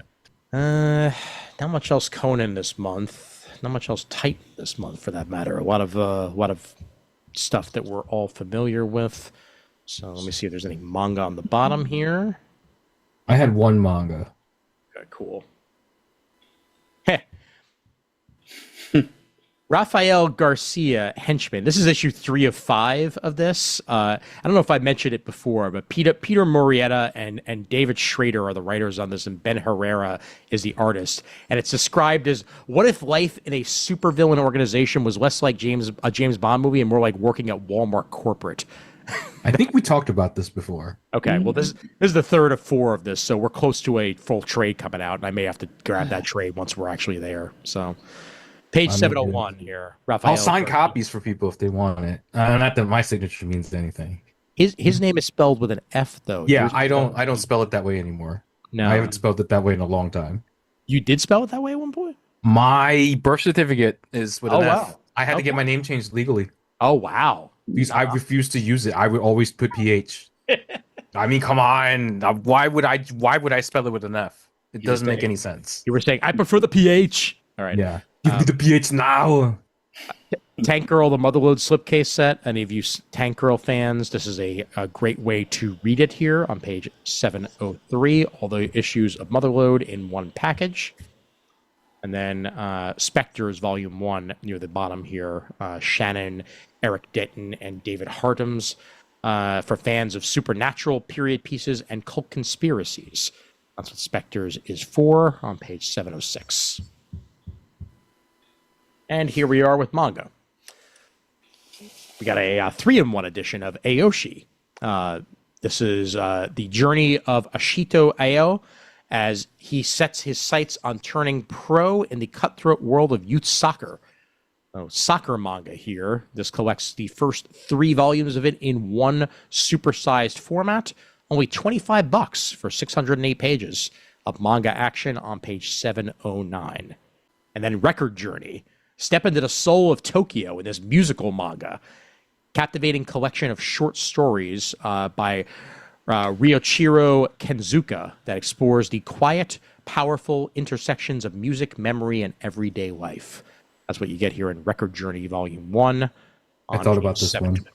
Yeah, this is the type of manga I would have brought up in the old days, like back when we actually had a full manga section to go through. Like that's my type of manga right there. I don't remember where my manga is.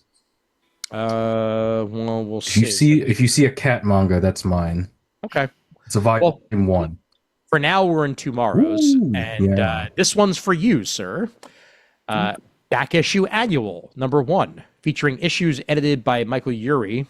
It's Neil Adams month, and for its first ever annual, Back Issue magazine is pulling out all the stops with a special tribute to Neil Adams.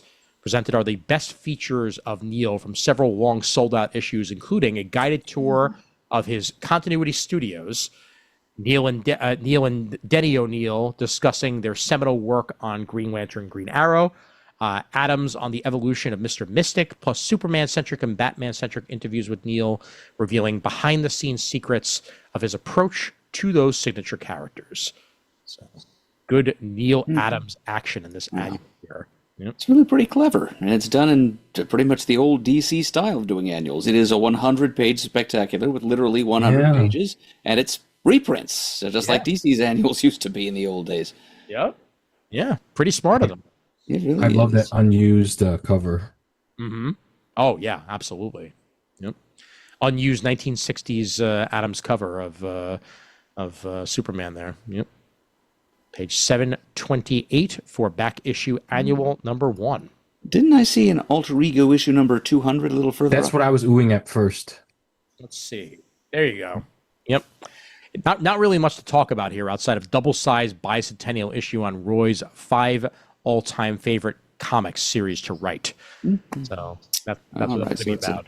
Roy Thomas Spotlight, Rascally Roy being one of the co-founders of Alter Ego, after all. Dr. Jerry Bales. Yep. Well, congratulations on 200 issues of Alter Ego. Absolutely. Yep. That's there on page 727. And let's see if anything else is here. Roy Thomas, A Life in 4 Colors, previously solicited, 1940 through 1966. They're on 729. And they're a back issue this month? Let's see. Well, the annual, I think that was. Well, yeah. Yeah, I think that's. I was just wondering if there was a full one, but yep. All right, then yeah, I think that's about it for tomorrow's. So we'll finish it up here with anything in Udon. Mega Man Adventures Volume 1. Ian Flynn, Patrick Spazianti, Chad Thomas, Ben Bates. Includes an all-new 7-page bonus story by Ian Flynn, and this collects the full Mega Man Adventures. That's come out so far on page 740. And Final Fight, for that matter. Matt Moylan and Chris Saracini. Final Fight full, comic there. So any of you Final Fight fans, you got it. So thank you very much for at least giving me this before I finish out. All right. Page 742. Written by Shirakawa Marina. Artist, Shirakawa Marina. Cover, Shirakawa Marina. Mother, please don't give birth to a monster. Trade paperback. Moo! Lord Mummin cries out, ready for her meal. Moo! Baby sister cries out, miserable and cold. And as a young teen, sweet Miki learns the bizarre truth about her family. For centuries, they have harnessed half cow, half human beast known as Kudan for their wealth and power. And soon another shall be born. The hour approaches. Her mother moans in pain as the contractions begin. But all poor Miki can plead is, Mother, please don't give birth to a monster. Published in 1988 at the end of the classic era of horror manga, Mother, Please Don't Give Birth to a Monster is a revolting and zany tour de France by the incomparable Shirakawa Marina. It's being republished after all these years. Thank you for allowing me to talk about it here on page 742. No notes. No notes. Don't change a thing. Exactly. Nope. Yep. All right. Before we wrap up here, Raph, what was your manga, just in case? Because I don't think we're going to get to it here. A Cat is a Cat, Volume 1. Okay. Let me see if I can find... I saw it in DCBS, but that doesn't necessarily mean it's in the Lunar catalog. It might be. Wait. Might be somewhere else. Is it A Cat is a Cat, not a dog? No, hold on. I didn't order it but I bookmarked it. Oh, is it? Oh, you know what? We may have missed it. I think it was in Paper Cats. I think it was in Paper Cuts. Maybe. Cat and Cat Volume 1, Girl Meets Cat. No. Okay. All right, then It's never mind. definitely it's definitely a manga. Too many things with cat in it. I know there's a lot of cat stuff. That's what a cat is a cat in any life graphic novel. Okay. In a feline-free world of swordplay and magic, a hero adopts a cat. Pounced into this deluxe release featuring full-color art, adorable edge printing, and a double-sided cover. Tragedy strikes a kitty in our world, and she gets a second chance at life in a fan. It's a cat isekai! A hero heading home dejectedly after receiving orders to fight the Demon King crosses paths with a mysterious creature. What is this fluffy new friend? And should she pet the belly? An array of Fantasyland adventurers learn about snack time toe beans and the eyeballs can be toys. When the knight's captain's folded-eared cat meets the hero's cat, paw-to-paw combat breaks out between the fuzzballs. Then the hero winds up working part-time at a cat cafe with the Demon King? Cut up with a four-legged companion and enjoy the once-in-a-reincarnate lifetime furry fantasy. I mean, come on! That is. How is right up that our not alley. like a goofy, fun story? It's just, I know. I'm sold.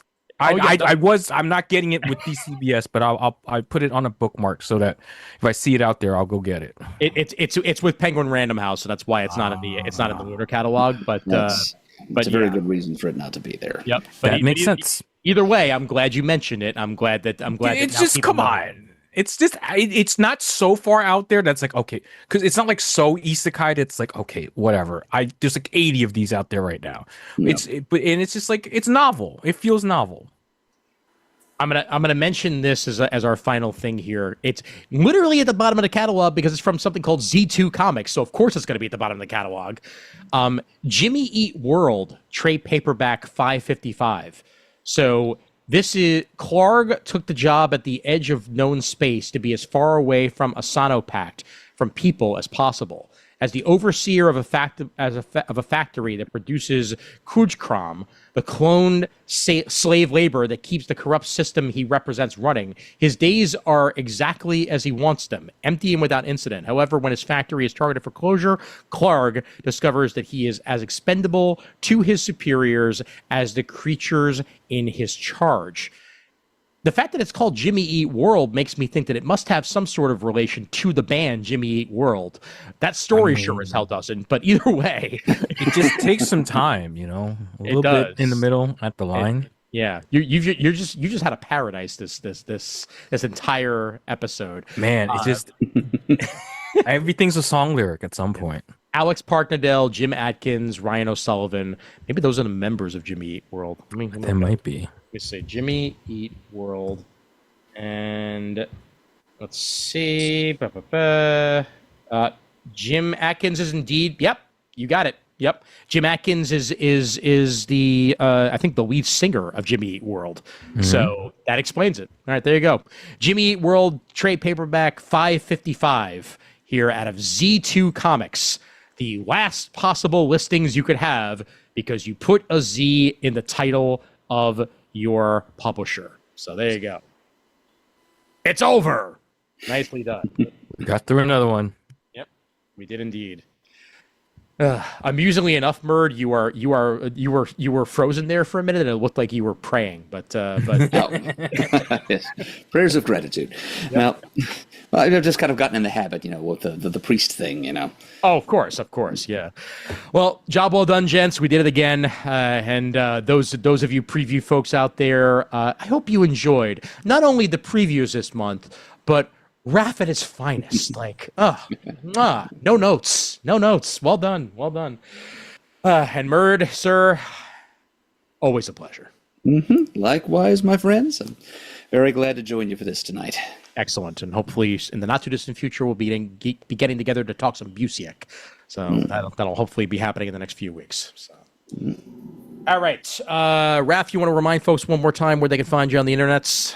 Oh, so I am everywhere. My username's Raph Does Stuff, RAPHDOESSTUFF. Primarily, I stream on Twitch every weekend. Every other week, I have a D&D game, Okura on the Edge. We just had our 13th session on Sunday, which is the longest D&D campaign I have ever run, and maybe the longest I've ever been a part of.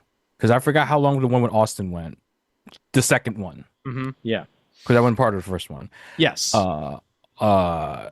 Am I as good on Twitch as I am here? I don't know, because it's a solo act, and so I don't bounce off of things. I don't have anything to bounce off of it. I'm more of a straight, like, I'm in the straight role as opposed to the quick B roll. So maybe you like that. Maybe you like that less. Maybe you like it more, depending on your taste. But yeah, twitch.tv/Raph does stuff. Excellent. All right. And with that, time for some credits. All right. Bada bing, bada boom. Email address for Comic Timing is comictiming@gmail.com. Facebook.com/Comic Timing is where you can find our Facebook presence. That's also where you can find a Comic Timing fan group. Please go ahead and join it and join in on the conversation. We love talking to you. We're also on Bluesky as Comic Timing. We're on Instagram as Comic Timing Podcast. We're also on Threads as Comic Timing Podcast. And you can find full video versions of the show at youtube.com/@Comic Timing Podcast. Thanks once again to Murd. Thanks to Raph, and thanks to me. And as always, there's always time for comics.